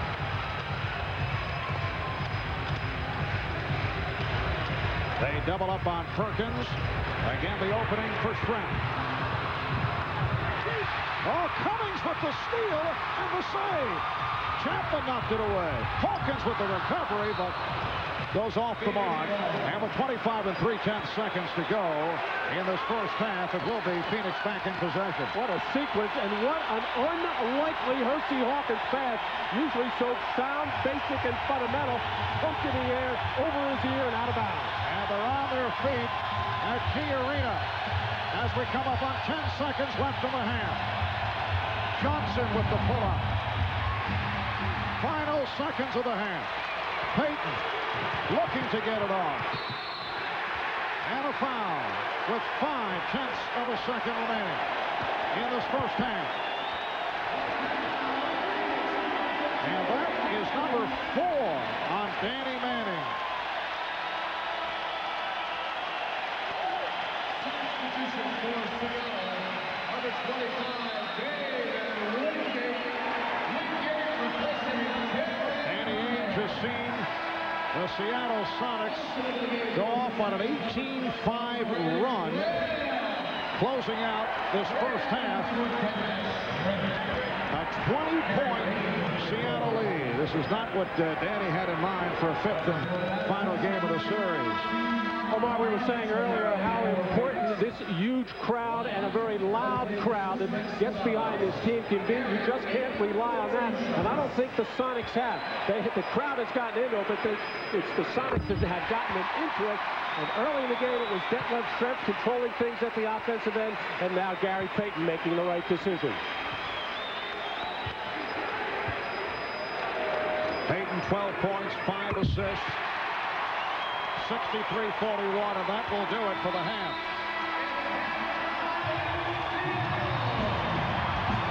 Again, standing ovation for the Sonics.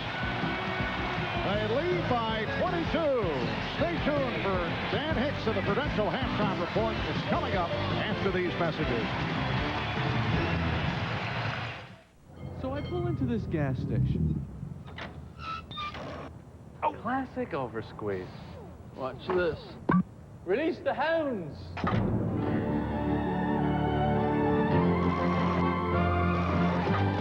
Perfect pump. 2037. Even at the gas station, you can do more with the American Express card. They created electronic trading, and a global intranet became their trading floor. An intranet now able to handle 1 billion shares a day, with trades flashed to 300,000 monitors around the world in milliseconds. With reliability critical, with no room for error, who did NASDAQ turn to build and manage the world's largest intranet? MCI. Imagine now what we can do for you. Looking for a smart way to earn up to $40,000 for college? Call 1-800-USA-ARMY and ask how to qualify for the Montgomery GI Bill, plus the Army College Fund. Now, $40,000 for college. If your parents can't afford $40,000 for college, ask your uncle. The Montgomery GI Bill plus the Army College Fund. Now, $40,000 for college. Call your recruiter to find out how to qualify. Sales, Joe. There's always a future in sales. Just think, Joe, you're going to be your own boss. Joe, plastics last forever. Joe, let's not call it a pyramid scheme. Emu, Joe. It's the pork of the future. Lots of career opportunities, one car. Make it a good one. The Civic Sedan from Honda. Joe, 12 men, 1 boat. What could be better? Sunday at noon Eastern, after 2 disheartening losses, Penny Hardaway's brought Orlando back from the brink with 2 40-plus point games. Now they go for one of the biggest upsets in NBA history. Can Penny and the little guys be giant killers a 3rd straight time? Then it's Pistons, Hawks, and Lakers Jazz. Triple-header Sunday on NBC. This is the Prudential Halftime Report, brought to you by Prudential, bringing strength and stability to America's families through insurance, healthcare, real estate, and financial services. And halftime of the decisive Game 5 in Seattle, with the Sonics hammering the Suns by a score of 63-41. That is their largest lead of the game, and it is at halftime. Hi, everybody. Dan Hicks with Julius Irving, Peter Vesey, and Mike Fratello. We'll get their comments in just a moment. But first, a look back. Already in these NBA playoffs, there have been an assortment of terrific individual efforts. Shaquille O'Neal's 46-point game and Rex Chapman's heroics for the Suns come to mind. But the singular game of this year's playoffs was turned in last Sunday by who else? Michael Jordan against the Bullets. 55 points. Another Jordan performance right out of a Hollywood movie script. Here, then, is our feature presentation.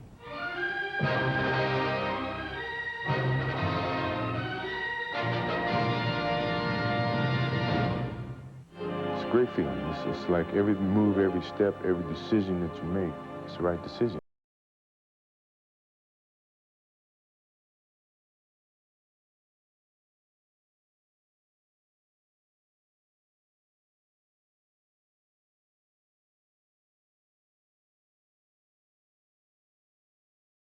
Time we do a Chicago Bulls game featuring Michael Jordan, there is the possibility of something spectacular.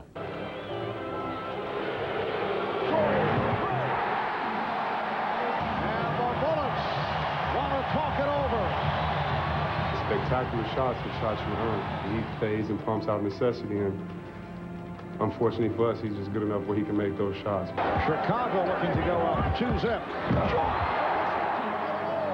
haven't seen that move in some time. Going baseline and extending. I notice it usually in the eyes. He has that look. He starts to light up. You could see teammates kind of looking at each other. As we saw last Sunday, they were in awe. They couldn't believe what was happening. Jordan again taking it to the basket. Offensively, we were kind of in a funk originally from the beginning, and I picked it up. The problem was I just got good to me. I couldn't stop. Jordan setting it up on Cheney.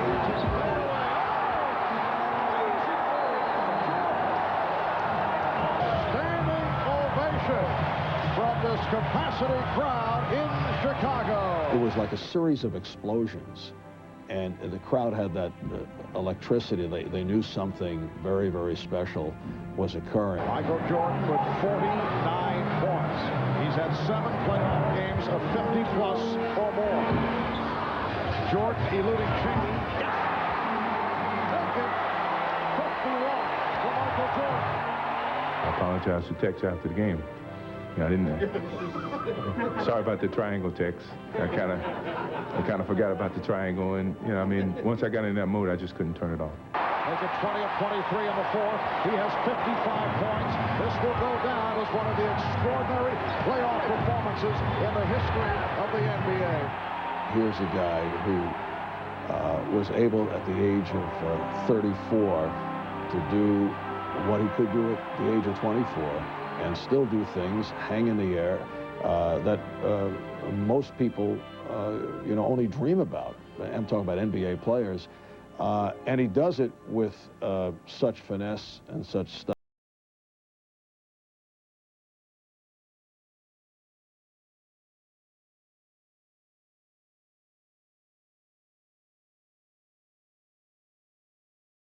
And the Bulls await the winner of tomorrow's Game 5 between Detroit and Atlanta. You heard Michael talk about not being able to leave the zone. That's a rarefied air that you've been in your past career, Doc. What's it like getting into the zone? You don't want to come out, I would hope. No, you don't. I have some experience here, mostly during my Nets days when Lockery would say sometimes, just go get it done. But, you got to have the green light. The coach and the teammates, have to be in your corner. You have to have some daylight on the court. You got to go out, find the angle, shoot the ball where you want to shoot it from, not where the defense is dictating that you shoot it from. And then you have to adhere to the good night philosophy. Have no mercy on your opponents, no matter who they are. Pete? Well, he's always looking for a challenge, Michael Jordan. The one I remember most in his career is when he came in against Clyde Drexler in the '92 finals. The two best guards going up against each other, and everybody agreed that Jordan was better than Drexler in every category but three-point shooting. And what did Jordan do in that series? He developed that three-point shot in a hurry and destroyed the Blazers. Mike, you've coached against him. What do you do? I'm sure there are all ways of defining the level of greatness in an individual player, but I don't know if there's anyone greater than having coaches and teams design their own set of rules to try and stop just one guy. As we know, the Jordan rules have been applied in many, many cases and not done too well. He is always a joy to watch, and we have many more games, especially this playoff season, to watch MJ go to work. When we return, we'll check in on the clash of the Western Conference powers, the Jazz and the Lakers. But first, a message from Prudential and a word from the NBA.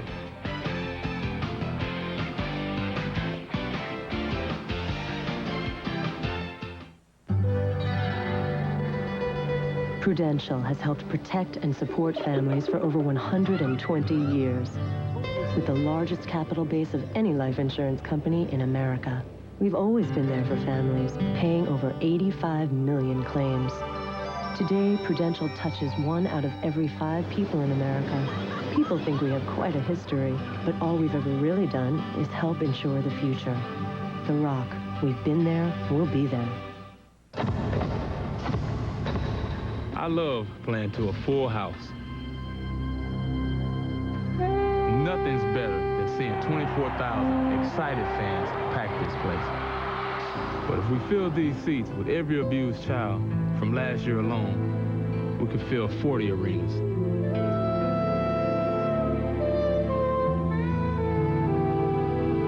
The numbers don't lie.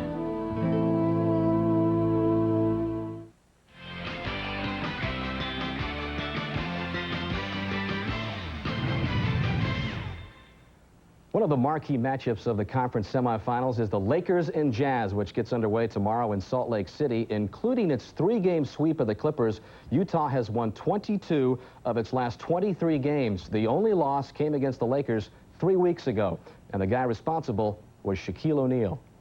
Utah's 15-game winning streak on the line. 4 seconds. Shaquille fadeaway.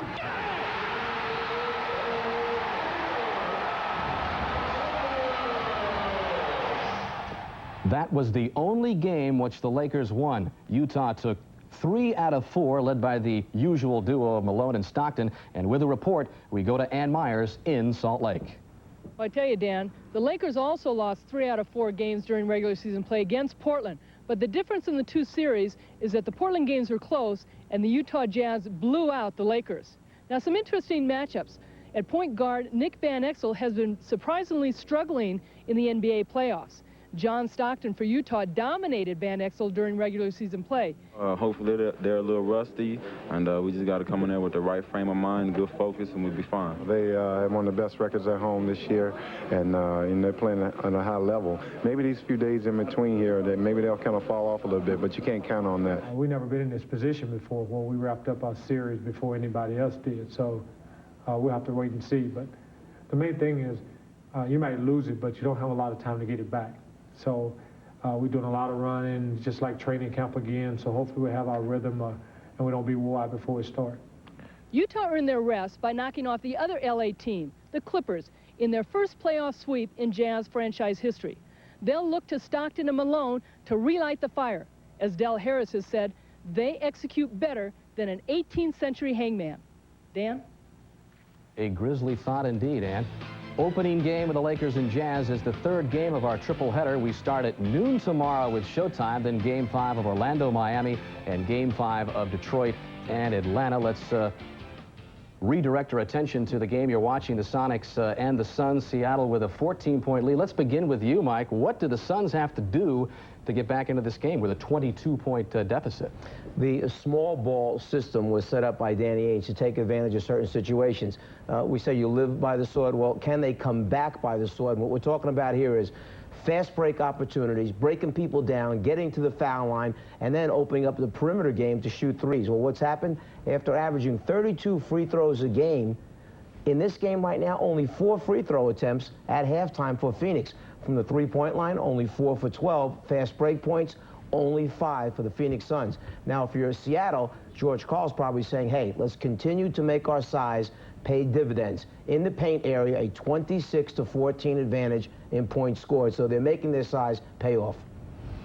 Where's Charles Barkley when the Suns need him? The Suns need somebody to command the double team, and I love what George Karl did in this game. He's made his team, made the players more responsible for their own man, stopped the chasing around after those small guys out on the perimeter, and it's allowed them to conserve their strength. Guys like Perkins and Detlef. Perkins has 13 points, Detlef 12 in the first half. But I think the key is, if the Suns are ever going to get into this game again, KJ is 24-71 in this series, 28%. Doc? I think you want to look at the field goals attempted. Phoenix has 42. The Sonics have 41. So they're dictating how this game is going to be played. They had multiple people get off early, so the fatigue factor with Gary Payton has been negated because the Sonics have figured in on a lot of fronts rather than just relying on their superstar. It is the largest lead of the ball game for Seattle. It is 22, and it's halftime there. The Sonics with a big lead. We'll send it back for the second half right after these messages from your local station. This has been the Prudential Halftime Report, brought to you by Prudential, bringing strength and stability to America's families through insurance, healthcare, real estate, and financial services. $5 billion people have already been infected. But this time, it's not a virus. The old making way for the new. They come from another galaxy. I don't understand what's happening. They're here! But they fight from within. The television event of May. Robin Cook's Invasion, Sunday on NBC. To be honest with you, it is amazing that anyone came out alive. News Channel 8, first with late-breaking news. Let's check the traffic situation outside right now. First with the Skycam network. You can see from Sky 8. First with the news-gathering helicopter. First with the stable images from News Channel 8's Power Cam. First with instant weather. That is live weather data that you're seeing right there. One station leads while the others follow. News Channel 8. And we have an update for you tonight. Where the news comes first. There are no rest stops in life.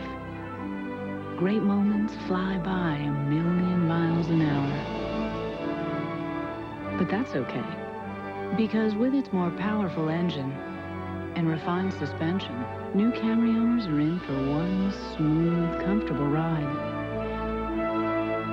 The new Camry. Smoother, more powerful, better than ever. Well, you bought yourself a great set. You got your cup holder, your vanity mirror, and... Don't touch that! Buying something big? Use the Bravo Card's innovative reserve line, a second line of credit at a lower rate for your bigger purchases. So, how's the jacket working out for you? Of course, within reason. Great. Hey, where'd you fly off to? Imagine credit and extra credit. Bravo. Use it where you see the Novus sign. Watch Matt Savino's weather weeknights on News Channel 8. Tonight at an early time. We're gonna do this. The Pretender, a hitman. People will die to save a life. How far can this pretending go? Then, in 2 weeks, the discovery of an evil pretender, Jared's brother. All new Pretender tonight on the NBC Saturday Trilogy. Welcome back to Key Arena in Seattle. Marv Albert with Matt Gukas and Ahmad Rashad. 22-point lead for the Sonics in this, the fifth and final game of the series. A big run by Seattle end of the first half, 20-5. Also, the four-guard offensive alignment for the Phoenix Suns obviously not working. As we take a look at the middle light halftime statistics, the Sonics shooting well, just under 54% from the field, spending much time at the foul line. And Sam Perkins doing the job off the bench. Coming off the bench, going 5 for 7, did it with the three-point shot, also did it inside, and that's just what George Karl needed from him. And there, the two-point field goal percentage for the Suns, struggling from the field at 40%, and the big key, just 4 for 12 in threes. And this man, Kevin Johnson, way too many jumpers there for Kevin. He has to establish his driving game, get to the basket, get to the free throw line. Kevin Johnson now shooting 28% for the series, 20 of 71 overall. Seattle with the commanding lead as we head to the second half.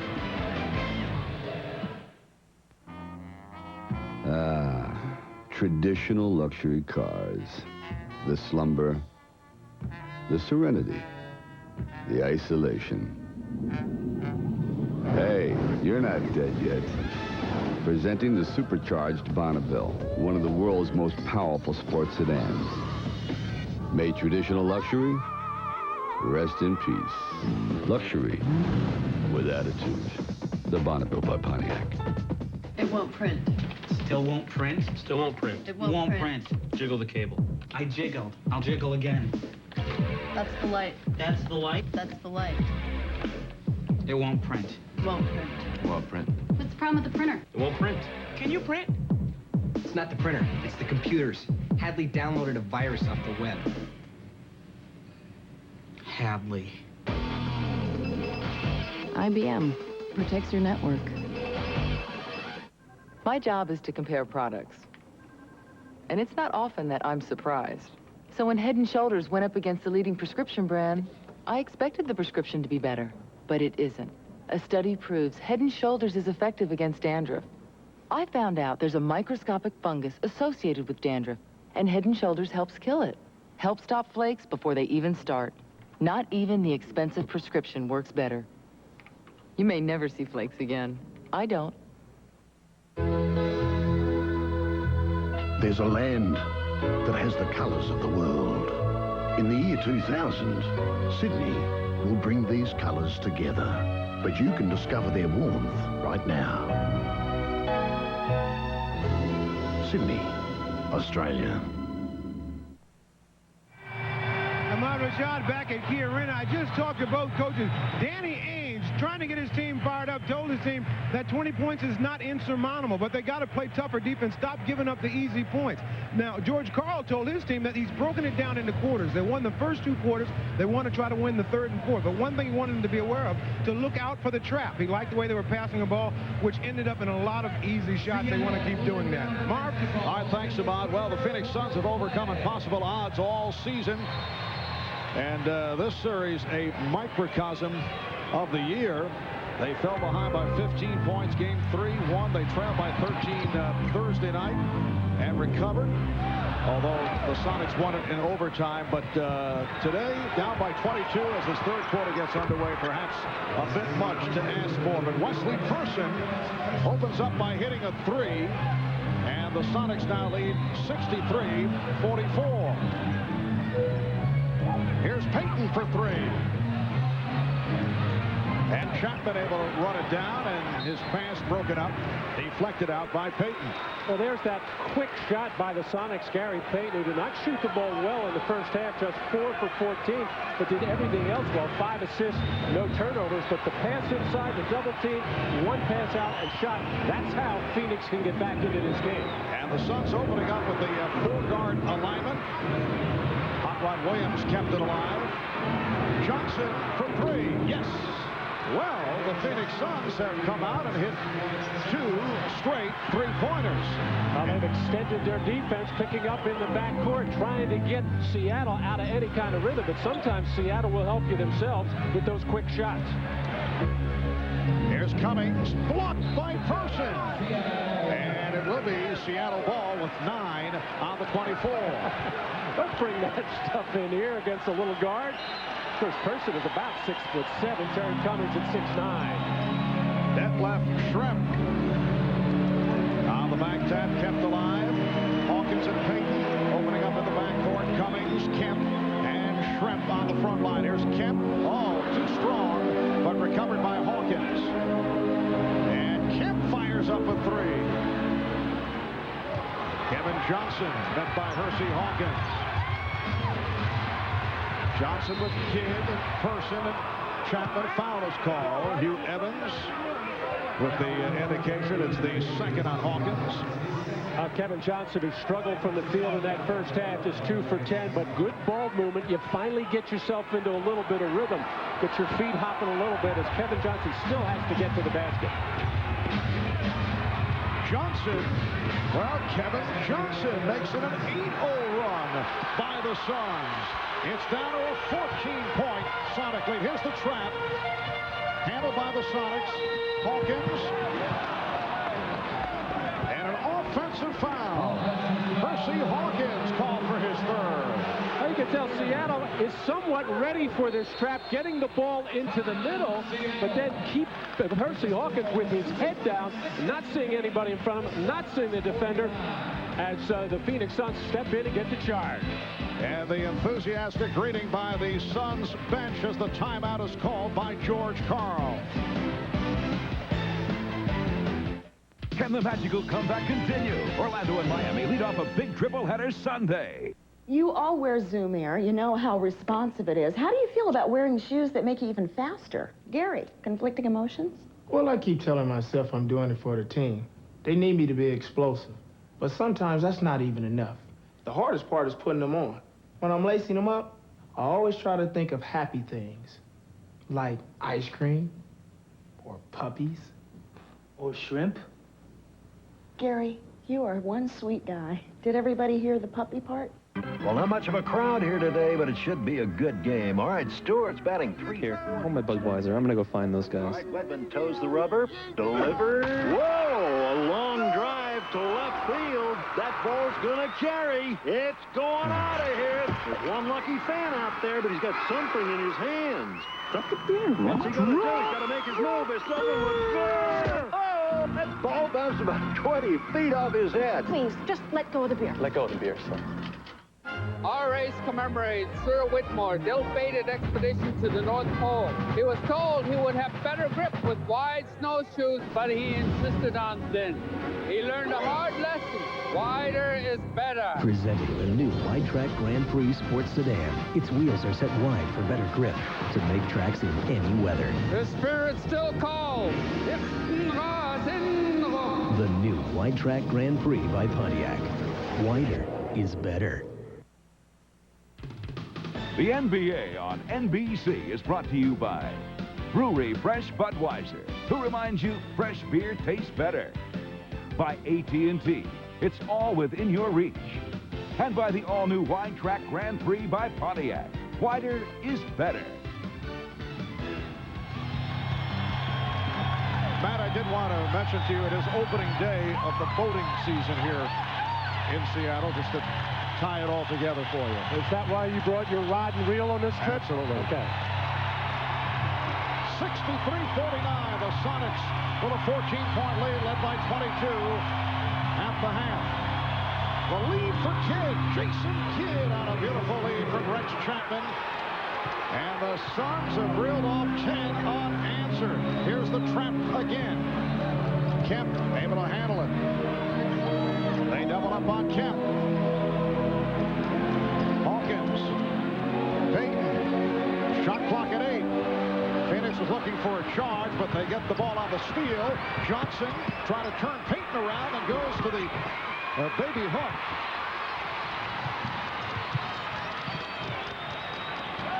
Cummings gives it back out. Hawkins for 3. And the Sonics in the midst of a drought. Jason Kidd all the way. It's down to a 10-point Seattle lead. Sonics have missed their last 7 shots. Well, the Sonics have been known to become unraveled even here on this home floor with the supportive crowd. This time, take their time a little bit and get a good percentage shot for Terrence Cummings. Sonics lead 65-53. Rex Chapman from downtown. Rex Chapman now has 21 three-pointers in this 5-game series. That is a playoff record for a 5-game series. That's his second of the day. And it's now a 9-point lead. The call against Kemp, hooking the arm, offensive foul. Actually, Sean Kemp looked confused when the ball went in the first time. No double team. He threw it back out to Payton. Gary wisely took his time right back into Kemp. No double team until Kemp put the ball on the floor. They have been expecting to get doubled, and that's when they get their open shot.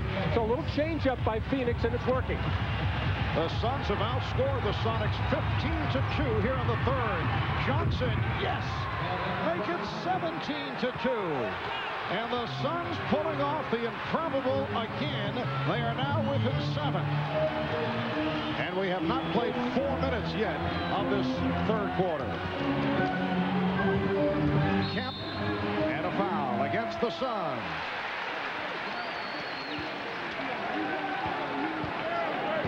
Well, I'm amazed at what Kevin Johnson is doing. Shot the ball very poorly throughout this series. Here's a nice post-up, and Gary Payton fronting Kidd. They get the little alley-oop as Jason Kidd turns on the burners. He's outstanding in the open floor, especially when a body doesn't get up and try to stop him at the top of the key. But Kevin Johnson has come out the second half, continues to fire away jumpers, as this man is always ready to fire away from beyond the arc, as the Suns are not even worried about it. Anybody getting it hot in. Whoever has the ball, whoever has some daylight is going to let it fly. Kevin Johnson with 7 of the 17 points by Phoenix here in the third quarter. And the foul on Schrempf. For Detlef, it is his second. Smart play by Kevin Johnson. The last time the Suns ran that play when they got the switch and Schrempf backed off and gave Kevin the wide open jumper. This time they knew they'd get the switch again. Kevin Johnson just trying to get to the basket, draw a foul, get Seattle in the penalty. Danny Ainge back to the 4-guard offense, which has worked here at the start of the third quarter. Did not have success in the second quarter. Sonics led by as many as 22. Sean Kemp off the pass for Gary Payton. Sonics 69 and the Suns 58. Kemp has 13. Person being guarded by Perkins. Here's Kidd for 3. Jason Kidd from downtown. And the Sonic lead is 8. Here comes the trap. Kidd laying back. Hawkins feeding Kemp. And the foul.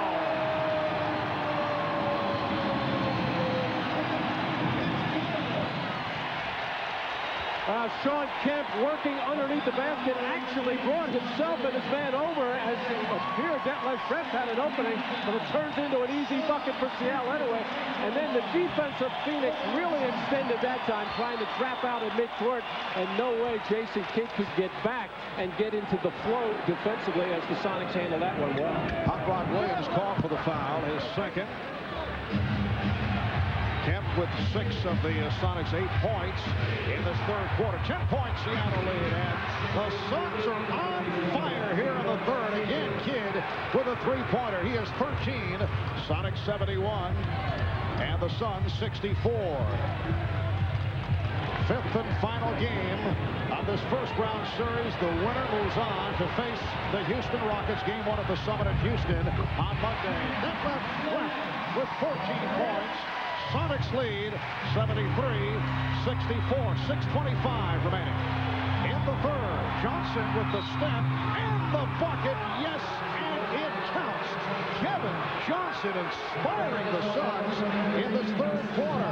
Hawkins committing his 4th foul. Well, Kevin Johnson has made a few from the outside, which has set this up. Percy Hawkins, who has done a reasonably good job on Kevin Johnson. It's a tough matchup for a bigger guard to try to keep the point guard Kevin Johnson out of the way, but it's the made perimeter shots which set up that drive for KJ. Matt, how about the Suns? 25 points here in the third quarter in less than 6 minutes of play. A number of the Sonics throughout this series said this Phoenix team reminds them a lot of themselves a couple of years ago. Very disruptive defensively, not particularly good. This is nowhere near as good as Seattle in that area. And then just wildly crazy at the offensive end. The lead is down to 6. Nice pass from Schrempf to center up from Payton. 15 from Payton. Sonics 75, the Suns 67.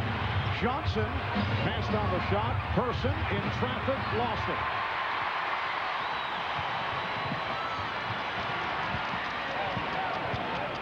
Now Payton pulls it back. Kemp played by Williams. And then the double with Kidd coming over to strip him. And it will be Phoenix ball. Last touch by Sean Kemp.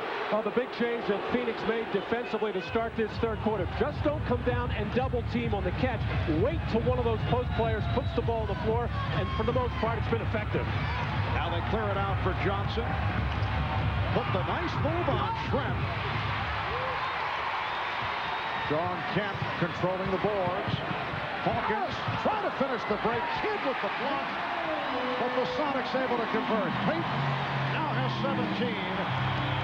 And Seattle leads by 10. Now Johnson with a move on Payton. Johnson goes flying and a foul. And what a gorgeous move.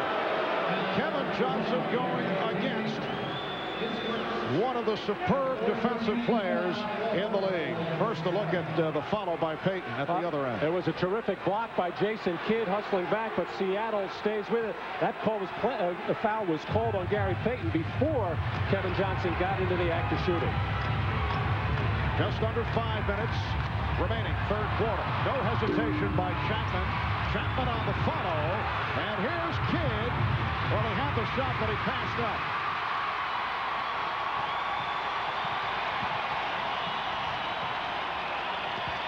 Hawkins broken up by Kidd.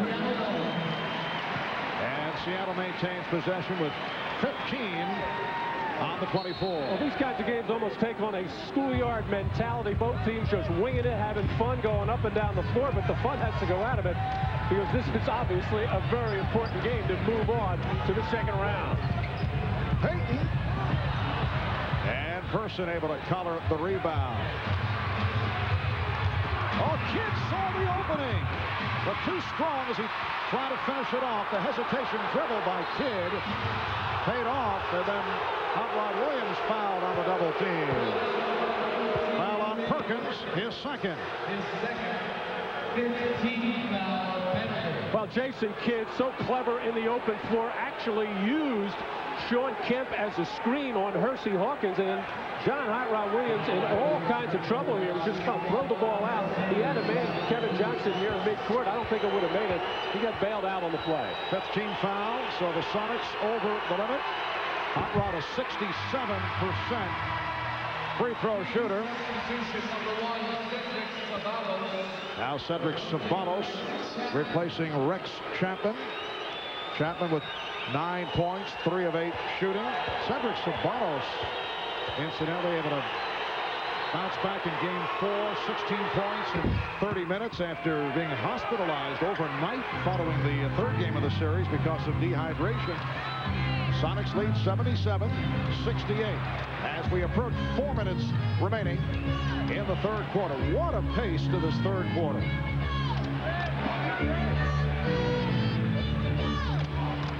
Shot clock at 7.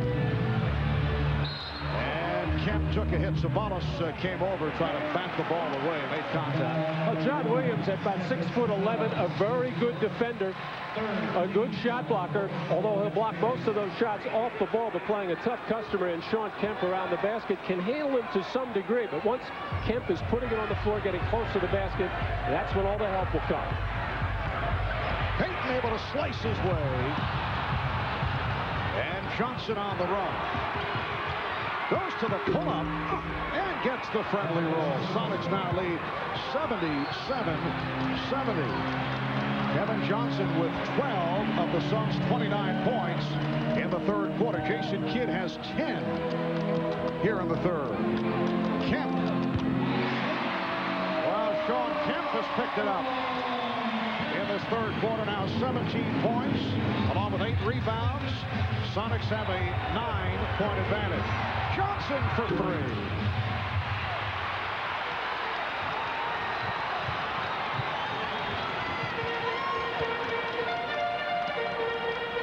Three minutes remaining in the third.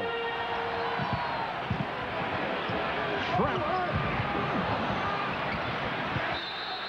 And last touch by Hawkins, although the outside official Jack Neese saying no, perhaps a jump ball. We'll have to sort this out. Hugh Holland, Jack Neese. You got a friend in me. You got a friend in me. When the rollers rough ahead, and the miles and miles in your nice warm bed, just remember what your old guy said. Now you got a friend in me. You got a friend in me. Yeah, you got a friend in me.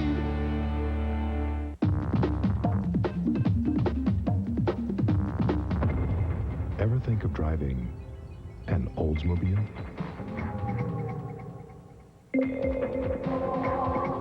You will. The all-new Cutlass. Redesigned. Re-engineered. Totally rethought.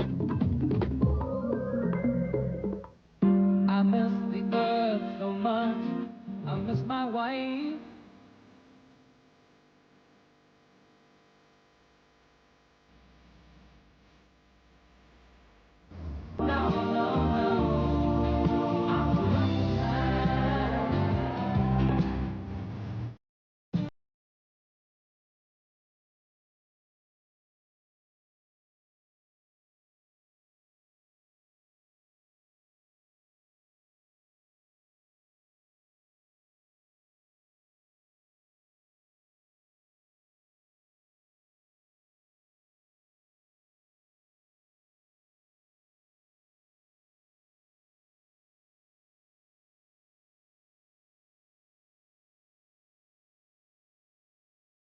Sunday at noon Eastern. After 2 disheartening losses, Penny Hardaway's brought Orlando back from the brink with 2 40-plus point games. Now they go for one of the biggest upsets in NBA history. Can Penny and the little guys beat Giant Killers a third straight time? Then it's Pistons, Hawks, and Lakers Jazz. Triple-header Sunday on NBC.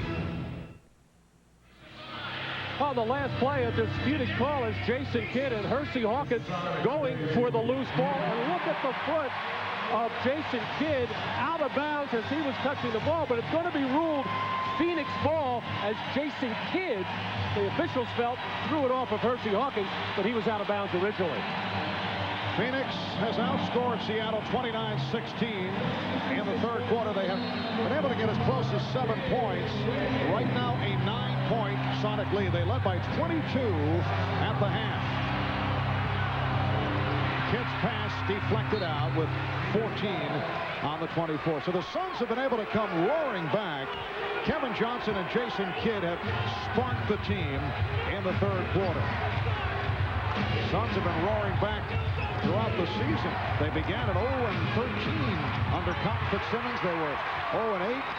Then Danny Ainge took over, lost his first 5 games, but able to rally and finished at 40-42, 4th in the Pacific, 7th seed in the Western Conference, and have provided a handful for the Sonics in this opening round series. Payton for 3.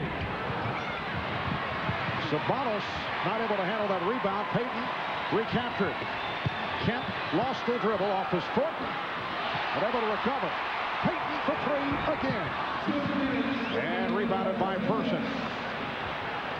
And Seattle won for its last 12. That's a double dribble. So the ball back to Seattle. Well, Wesley Person, in an effort to try to get the ball into the hands of Kevin Johnson, and a very smart play by Gary Payton to just fake at him and then fake towards Kevin Johnson and made Wesley Person double dribble. Sonics just 5 of 18 from the field in the third quarter. We're just under 2 minutes remaining. Kemp forced it, came up with the air ball. Kemp off the double team, popped it up. Sonics with a 9-point lead. Minute and a half to go in the third. Here's Kidd. Pass misfired. Payton able to protect. Payton chased by Kidd. Payton all the way. And rebounded by Williams.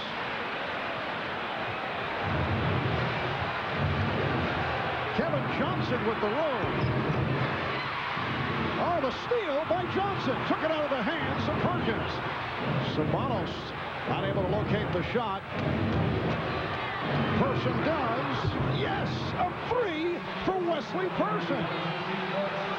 And the Phoenix Suns are within 6. Well, in some respects, Phoenix playing very recklessly there, but they had to get back into this ballgame. The sense of urgency was there. But one good thing Phoenix doing at the defensive end has the Sonics confused with the post-up, but they are not giving them second shot opportunities. That is key. That left Schrempf. Rebounded by Sean Kemp, and he's fouled. Now Kevin Johnson pulling up, taking the quick jump shot. He realized it was off, saw the long rebound, and saw the taller Perkins, and felt he could get up and underneath him to knock that ball loose. And then Person using the screen well, going right to left to nail the 3. 18 points for Wesley Person in the starting lineup this afternoon. Sean Kemp, 7 of 9 at the line. Very successful at the line in game 4. Particularly down the stretch, 13 of 16 overall on Thursday night. Rich Chapman hearing it from the crowd. All he did was hit that circus shot at the end of regulation, and then earlier in the series, 42 points, 9 3-pointers. Well, Rex was telling us before the game, he works on that runner shot, and used to take it quite a bit in high school because he had bad ankles. 2-for-1 situation for Phoenix. Kevin Johnson. Handled by Sean Kemp. 8-point Seattle lead. Down to 20 seconds to go in the third. Seattle's missed its last 7 shots. 2-second differential between the game clock and the shot clock. Payton, played by Sabanos. Payton got caught. Final seconds. Kidd checking the clock from half court. Pops it. Well, the Suns able to pull the turnaround here in the third, down by as many as 22, sparked by Kevin Johnson and Jason Kidd. They trail by just 8. We're headed to the fourth quarter. You're watching the NBA on NBC. Is what you drive a reflection of who you are? Or is who you are a reflection of what you drive? The answer, of course, depends on what you drive. And right now, for a limited time, you can lease the 1997 Aurora by Oldsmobile for just $399 a month. A proposition worth reflecting on. Aurora by Oldsmobile. The NBA Finals, the World Series, the Stanley Cup Finals, the Daytona 500, and the Super Bowl. Until now, there was only one man behind the scenes at every event. His name is Bill. He delivers the Gatorade. Twist off a winning cap, and you too are headed to all 5 of the greatest sporting events of the year, just like Bill, without all that heavy lifting. Clock at 5, Chapman for the tie! Get a little bit upset about this. Jordan setting it up on Shady. Just ran away. The fans are on their feet. This is incredible. This is what we've been waiting for. The NBA points. A boy risks his life to save his little brother. Dateline Tuesday. I really hate it when you're buying a new car and they quote you a real low price. But it's like for a stripped car, right? No AC, no airbag, and no anti-lock brakes. So the real price is thousands more. But at General Motors, they have a better way called value pricing, where all that stuff's included for one low sticker price. And it's way lower than most anything else you're gonna look at. Hey, no-brainer.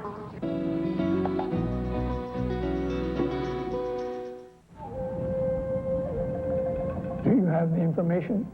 We have the positions, speed, details of past performances, even the sex, weight, and age of each participant. Your conclusion?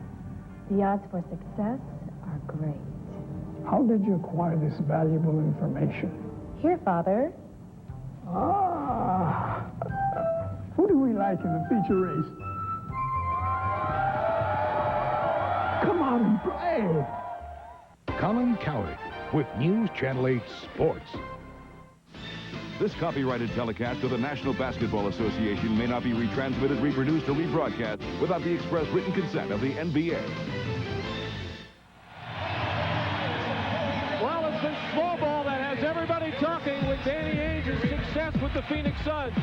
Kevin Johnson, Jason Kidd, big factors in getting Phoenix back in this game in the third quarter. Wesley Person on the board, and Rex Chapman always a threat. And this is what they have done in this series so far, coming into game number 5. And here it is today, 12 points for Kevin Johnson in this third quarter, 10 of those 15 for Jason Kidd in the third. Rex Chapman still looking to get it going. And what a job Wesley Person has done defensively and on the defensive backboard. Phoenix outscored Seattle in the third, 32-18. Both teams are now shooting at 45%. The Sonics have missed their last 8 shots. And certainly, as we discussed earlier on Showtime, on the minds of George Karl and the Sonics, although they advanced to the finals a year ago, this is a Sonic team that has been eliminated in the first round of the playoffs 2 of the past 3 years. So there is some pressure on this club in this game 5 of the series as Wesley Person hits another 3. It is down to an 81-76 lead. This is the closest the Suns have been able to come. Trailing by 22 at the half. Person with 21 points. And that is 4th three-pointer of the day. Here's Wingate for 3. David Wingate with his second from downtown. Able to answer the 3 from Person. Sonics 84. Suns 76 with a minute gone by in the fourth quarter. Person for 3. And Schrempf able to handle the rebound. Wesley that time was a little too close. The last one he made was beyond the old three-point line. Schrempf for 3. Yes.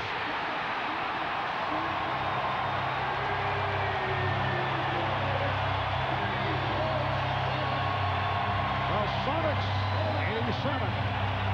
The Suns 76. Sonics 7 of 20 from three-point range. Suns 11 for 24. And the decibel level way up once again here at Key Arena in Seattle.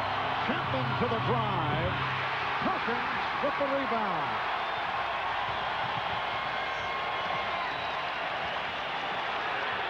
Person from the blind side looking for the steal. And Payton indicating, why doesn't somebody tell me? And he wouldn't have heard them anyway. What an answer from the bench for George Karl. David Wingate hit a three earlier this game, had a strong first half, and then set leg traps with another three. So the Phoenix Suns hold to win 5, and nobody found David Wingate again. David Wingate off the inbound. Standing ovation for the Sonics, who now lead by 13. Phoenix calls for time.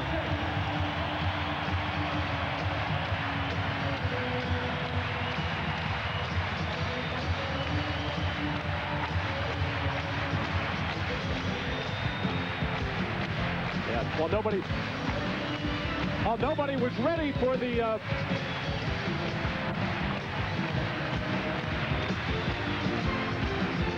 on the underneath out of bounds. Yes, we got that. The Mitsubishi Eclipse Spider GST. Vorrei del pane tostato. Vorrei del pane tostato. The perfect way to express yourself in any language. Dove sono le valigie? Dove sono le valigie? Buon gusto, sei bella e parli italiano. Buon toast, vorrei una fetta de valigie. Ciao. The 1997 Eclipse Spider and Coupe, Mirage and 3000 GT, the family of sports cars from Mitsubishi, built for living. What's more amazing than the places you can go on the internet? The fact that you don't need a computer to get there. Web TV from Philips Magnavox.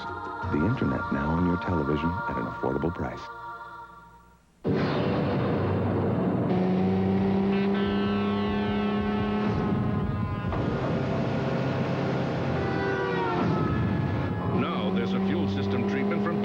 That can improve acceleration when you need it most. Introducing Castrol Syntec Power System with unique synthetic cleansers that reduce carbon deposits and can improve acceleration in today's advanced cars. You never know when you'll need it next. Castrol Syntec Power System. Power when you need it. Send email, get sports scores, find dinosaurs. Is something missing? Exactly. The computer. Web TV from Philips Magnavox. The internet now on your television at an affordable price.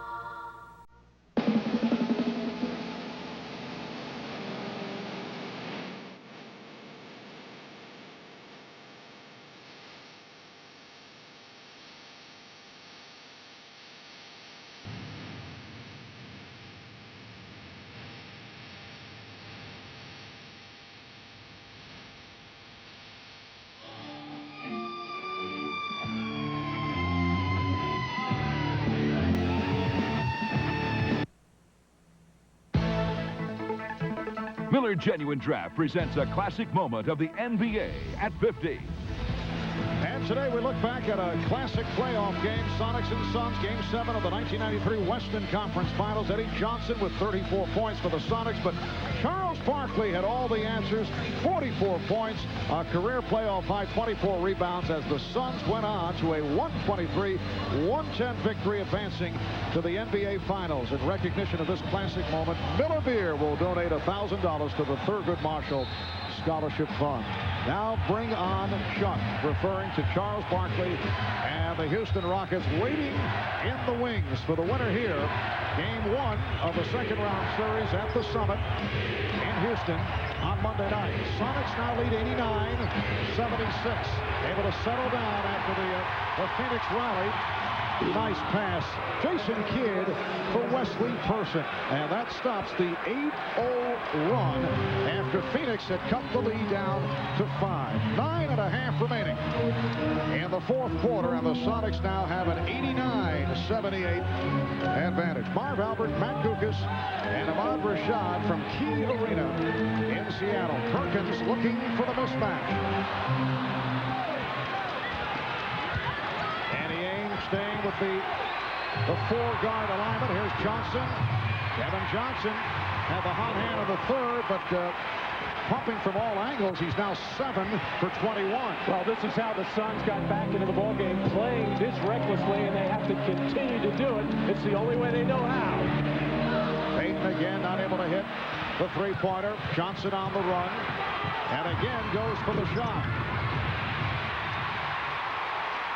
Kevin Johnson now firing at will, and obviously he and Jason Kidd got him back into it, but you have to question the shot selection at this point. Especially since Kevin has the ability to break his man down and get to the basket.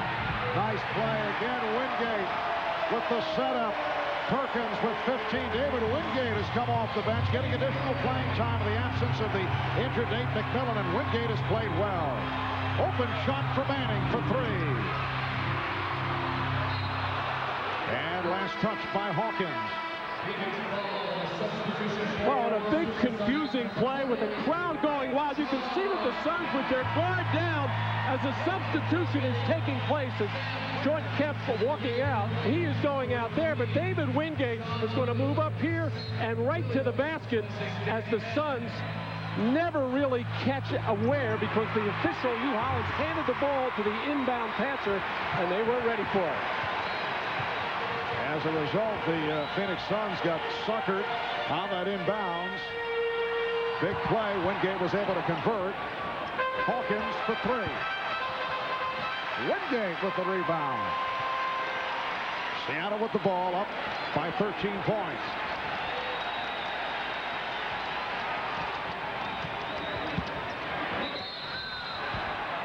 And the outside official, Jack Neese, making the call against Phoenix. On Chapman, his third.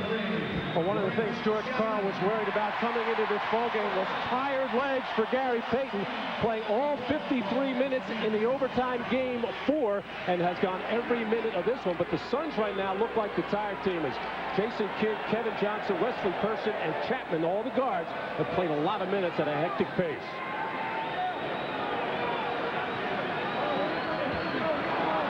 Seven and a half remaining in the fourth quarter.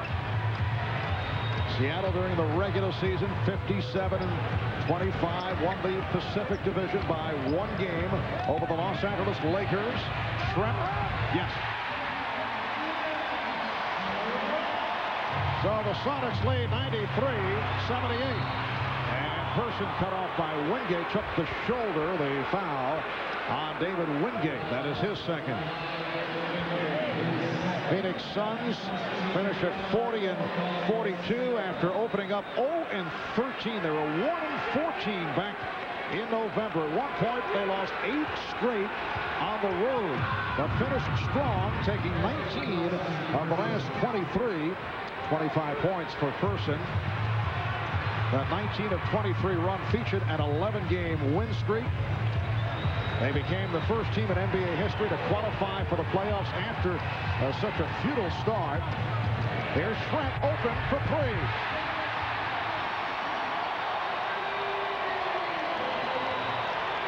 The Sonics have rebuilt to the enormous lead. Johnson, he's way off.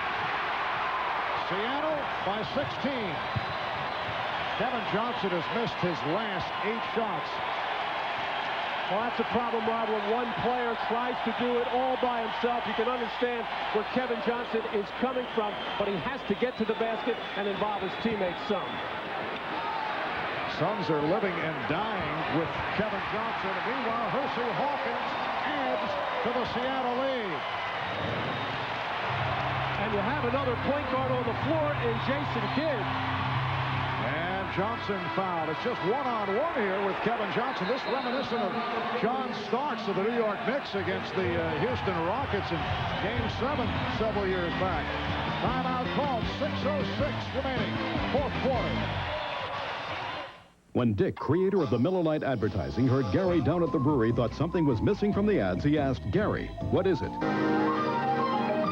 Drink something light like this, you don't have to worry about the beer gut. You want to drink a full-bodied beer? Go right ahead.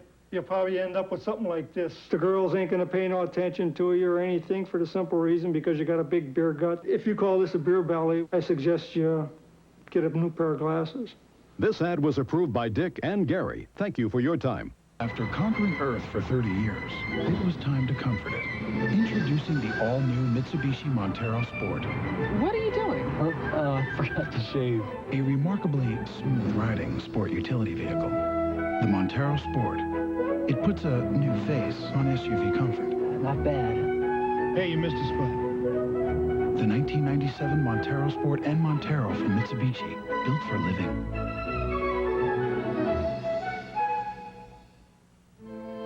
In good times and bad, for better, for worse, for richer, for poorer, for auto, for home, for life insurance.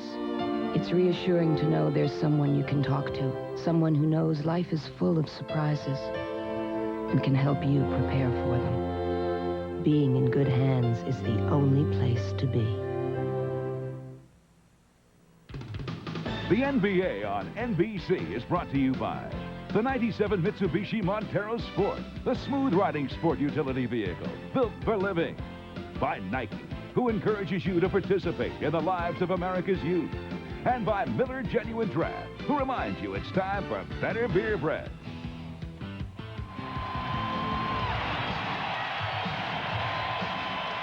And back in Seattle with 6 minutes and 6 seconds remaining in the fourth quarter. Wesley Person here in the fourth with all 7 Phoenix points. The Sonics getting 8 from Schrempf and 5 from Wingate. Well, actually, Kevin Johnson, along with Jason Kidd, was mainly responsible for getting the Suns back into this game, getting within 5. But then Kevin really got carried away with himself, trying to do too much, taking too many perimeter shots, and really taking the life out of the Phoenix Suns. He has the rest of his team standing around. He's missed his last 8 shots, goes right back to it, and missed the reverse. I tell you, if this is Kevin Johnson's finale, this not what he had in mind to go out like this. Wingate. 12 points, 7 rebounds for David Wingate. And the Sonics lead by 20. Chapman able to split through and went to the left hand. Sonics 100 and the Suns 82. Well, the Sonics started out this ballgame being very patient and very smart with their offense, getting good shots. Had some valleys in the middle of this ballgame, but then have gotten back to it again, making sure on every possession that they get a good shot.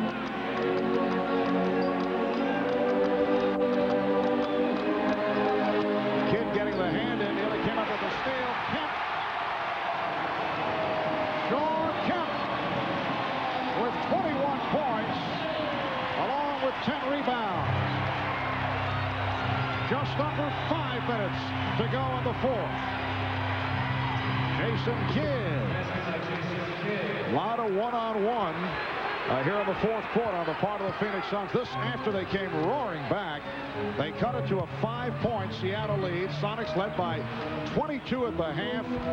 And then Seattle went on a 17-4 run after the Suns came within 5.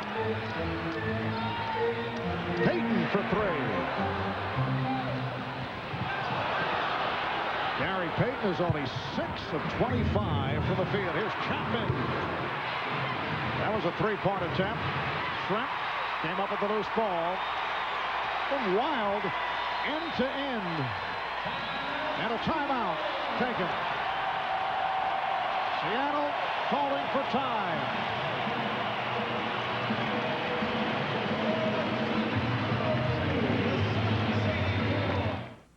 Now that I'm teaching in the business, we're getting really close. Even though my job takes me on the road a lot. But that's no problem. I have them call me 1-800-COLLECT. It's inexpensive, so we can talk as often as we want. Without screwing up the bottom line. Yeah, calling with 1-800-COLLECT has really helped us get to know each other. Yeah, we talk about business and sports and women. By the way, how is Shelley? That's Charlene, Dad. Charlene. 1-800-COLLECT. They love to hear from you. Hug missed more than 9,000 shots in my career. I've lost almost 300 games. 26 times I've been trusted to take the game-winning shot and missed. I've failed over and over and over again in my life.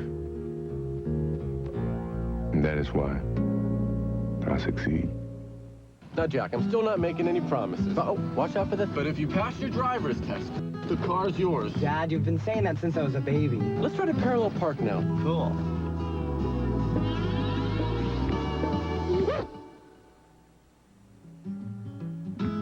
The 1997 Mitsubishi Galant. Reliability other cars only dream about. The Galant, Mirage, and Diamante. The family of sedans from Mitsubishi. Built for living. Tonight, the motion picture blockbuster becomes a special NBC movie event. I've come to answer your prayers. Do not doubt! You are a killer! No! Tom Cruise, Brad Pitt, Antonio Banderas, and Christian Slater interview with the vampire tonight on the NBC Saturday Night Movie. Well, Kevin Johnson so instrumental in that third quarter comeback by Phoenix, but he's missed his last 8 shots, as we've been discussing. As you're well aware, Kevin has been saying that he will retire after this season. He says he will stick to that decision. We talked about that with Kevin Johnson. When I told Jerry Colangelo 3 years ago that I'd probably retire after the 10th year in the league, I expected to be playing well at 31. I didn't think I'd be past my prime. I thought our team would probably have more regular season wins than we did this year, and you know, the hand that was dealt us this year was a little bit different. But I just felt more than anything it was just time to move on, and you know, all my energy this year is really focused on this season, and now more than anything is focused on one game and not what happens after that one game if we lose. Well, Kevin Johnson has had a terrific season. He made reference to if we lose. David Wingate with another big shot, as you saw, with the shot clock running down. Rex Chapman back with a 3. And with 3.5 minutes remaining in the fourth quarter, the Sonics lead the Suns 105-87. Schrempf stripped by Johnson. And Johnson all the way. Well, he cannot buy one. He has missed his last 9 shot attempts. Foul is called. Foul on Sabalos. And many of them, he has been looking to the officials for some kind of help here. Even when he gets to the basket, wide open as the seas part, and still can't get it to roll in. Big problem for Kevin Johnson over the last 5-6 years has been injuries. Has missed so many games, been hurt so much that, Marv, sometimes you just get tired of rehabilitating, and I think that's where Kevin Johnson was when he made that decision to retire. But right now, he is relatively healthy. Other than that bad ankle right now, he's been able to play a lot of games this year, other than the beginning part of the season when the Suns got off to that 0-13 start. Well, at first it appeared that Sabalos and Payton were upset with each other, and they settled that quickly. 3:07 remaining in this fourth quarter. The Houston Rockets await the winner, and it will take a miraculous turn here by the Phoenix Suns. And now the Sonics are playing the clock. They have the big lead. Phoenix made its run, came within 5. Sabalos on the foul.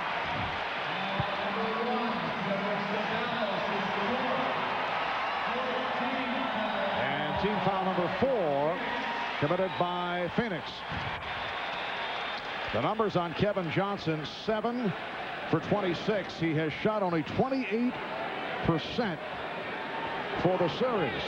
Gary Payton, meanwhile, just 6 of 25, but teammates have come up big. 22 for Schrempf, 21 points for Kemp, 15 apiece for Perkins and Wingate.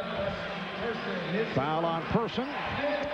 Reminder tonight, right here on NBC, we can start it off with an all-new Pretender at a special time at 8, 7 Central, followed by the network premiere of Interview with the Vampire, starring Tom Cruise, Brad Pitt, Antonio Banderas, and Christian Slater. That's tonight, right here on NBC. Well, it's been the balance again for the Seattle SuperSonics. Gary Payton having the bad shooting game, but 10 assists, just 1 turnover. Short Kemp wisely staying out of foul trouble early in the game, able to play big minutes, and a huge lift off the bench from Sam Perkins and David Wingate.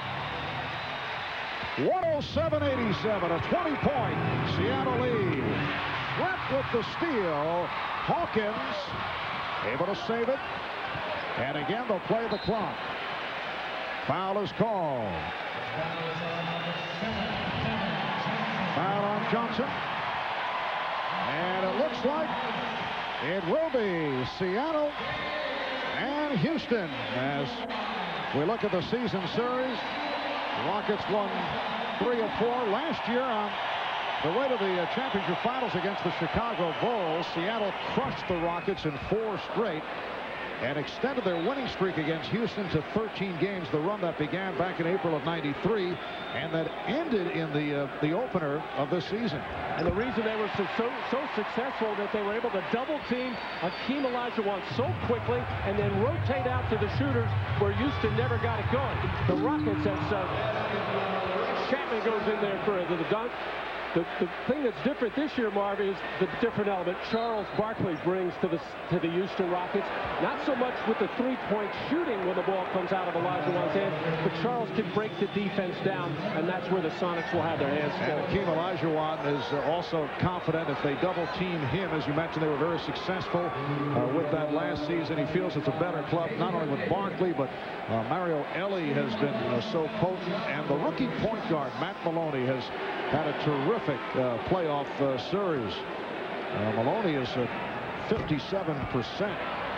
Well, Matt gets so many open looks because teams have to either double team Charles Barkley, Hakeem Olajuwon, or Clyde Drexler, and he has been shooting the ball very confidently, playing all season long, and his confidence at a very high level at an important time. How about David Wingate? 17 points, 8 rebounds in 19 minutes. 17 points, a career playoff high.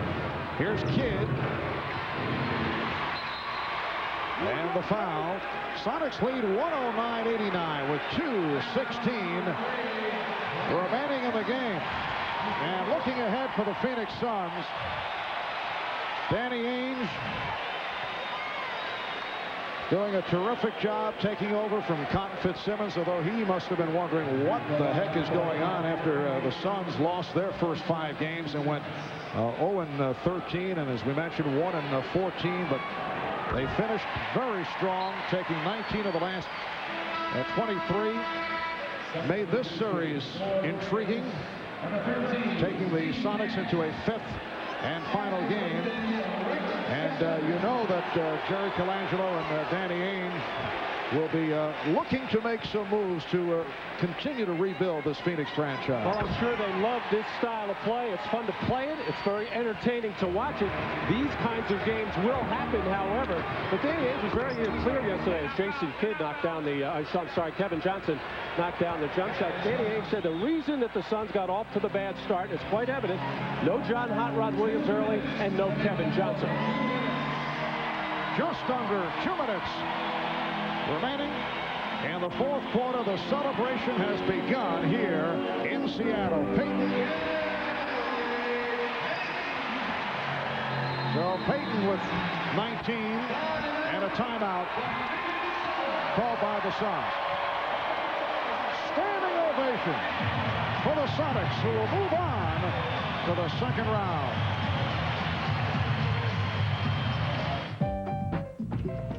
Nelson reunion? Presenting a new family of cars for 1997 from a new era at Mitsubishi. Nelson family. A wide range of rugged sport utility vehicles. The Nelson? Straight ahead. Red-hot sports cars and refined new sedans. Great new cars for everyone, because no 2 people are... Nelson reunion? Exactly alike. The new family of cars from Mitsubishi, built for living.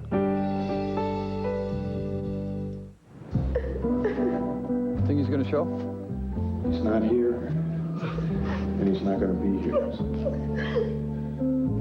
Honey, say something.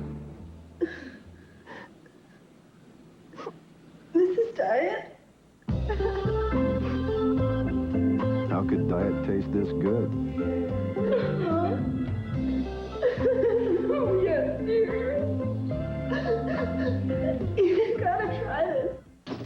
like to shop? Oh, yes. How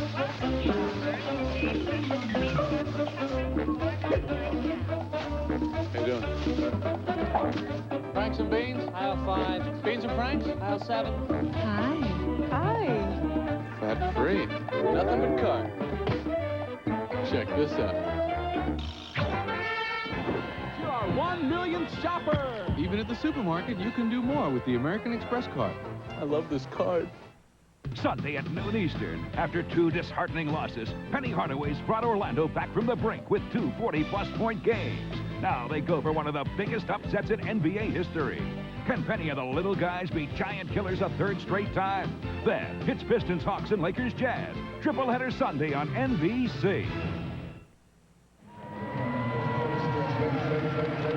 Back in Seattle, 1:48 remaining. In this fourth quarter, it is now a coronation in terms of this series.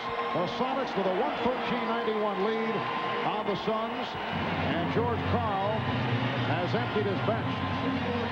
Jim McElvain has checked in. Phoenix Suns have done the same. Steve Nash came on a moment ago. Lauren Meyer, second-year player from Iowa State, on the floor for the first time. Nash handling. Sabonis for 3.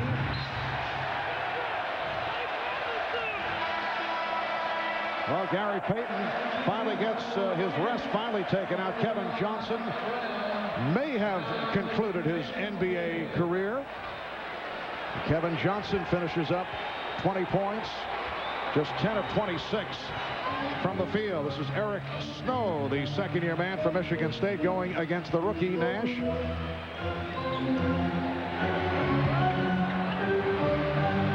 And Meyer with the rebound. Mike Brown is also checked in for the first time for Phoenix. This is Nash. That was a three-point attempt. And it will be Seattle ball with 1:08 remaining. Don't forget, tomorrow the NBA playoffs continue right here on NBC with a triple header starting with NBA Showtime, 12 noon Eastern, and then 2 Game 5s back-to-back. Orlando Magic trying to be the giant killer against Pat Riley and the Miami Heat. Then Detroit and Atlanta go against each other. The winner there moves on to face the defending champion Chicago Bulls. And in prime time, the Lakers and the Jazz in Game 1 of their best-of-7 conference semifinal. So a big day of NBA playoffs tomorrow right here on NBC. We're down to 40 seconds to go. Nash off the fake, putting moves on Snow. Here's Brown. And Wingate with yet another rebound. That's rebound number 10 for David Wingate. Greg Graham is fouled. Well, George Karl has so much faith in Nate McMillan, who has been unable to play and probably won't be able to play in the next series either with a knee injury, but he has to be extremely encouraged by the play of David Wingate because they need some kind of presence off the bench. There's no way that Gary Payton can play every minute, although he played 53 in Game 4 and all but the last 2 here. He is so valuable to this team, but David Wingate, a breath of fresh air for the Sonics off the bench. 116-91 Seattle. And we're down to 20 seconds. Nash, the rookie from Santa Clara, able to dish it to Person, blocked and fouled by McElvain. Jim McElvain, who has seen very little action in this series. It will be a different story, though, against the Houston Rockets. He better get warmed up for all those foot fakes and moves of Akeem Olajuwon. I'm sure Terry Cummings will get a look, as well as Sean Kemp. As a lot of different people will have to try to guard Akeem. High point men today for the Sonics. Schrempf with 24. Kemp with 21. 19 apiece for Wingate and Payton. And Person leading the Suns with 26 points. Kevin Johnson did not shoot well. Finishes with 20. Jason Kidd with 17. The ovation for the Sonics as time runs down. And time has run out on the Phoenix Suns. A very tough 5-game series won by the Seattle Sonics. The final score, the Sonics 116 and the Suns 92. We'll take a break right here, and when we return, we hope to be chatting with Seattle coach George Karl. Hey, Carl, you're a smart guy, right? Yeah, well... Nice family. Good job. Beautiful, huh? So, did you not just buy a set of golf clubs off the internet? and did you not just pay for said golf clubs with your credit card? So... Are you crazy? Thanks. Hackers. Cyber thieves. Consequences. Grave consequences. Your life may be ruined. By the time you get home. Click, click. Like that? Mm-hmm. It's safe. How do you know? I know. IBM is making it safer to buy things over the web. And it's Dana on the left wing. He passes to Miller, and Miller shoots. He scores! Well, there's the first goal, Bob. Just like in Detroit, where they throw an octopus on the ice, and in Florida, where they throw rats. Up here in Canada, you guessed it, they throw Canadians. Ooh.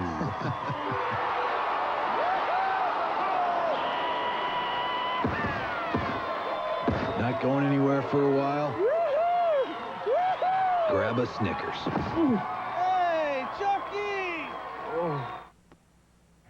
I'm Rashad back in Seattle. I'm joined now with George Karl. And George, when we talked before the game, you were a bit nervous, but those nerves have subsided now, haven't they? Now we're relieved. there's only two things, disappointment and relief in the NBA. We get to be relieved for about 12 hours, then we got to go to work against Houston.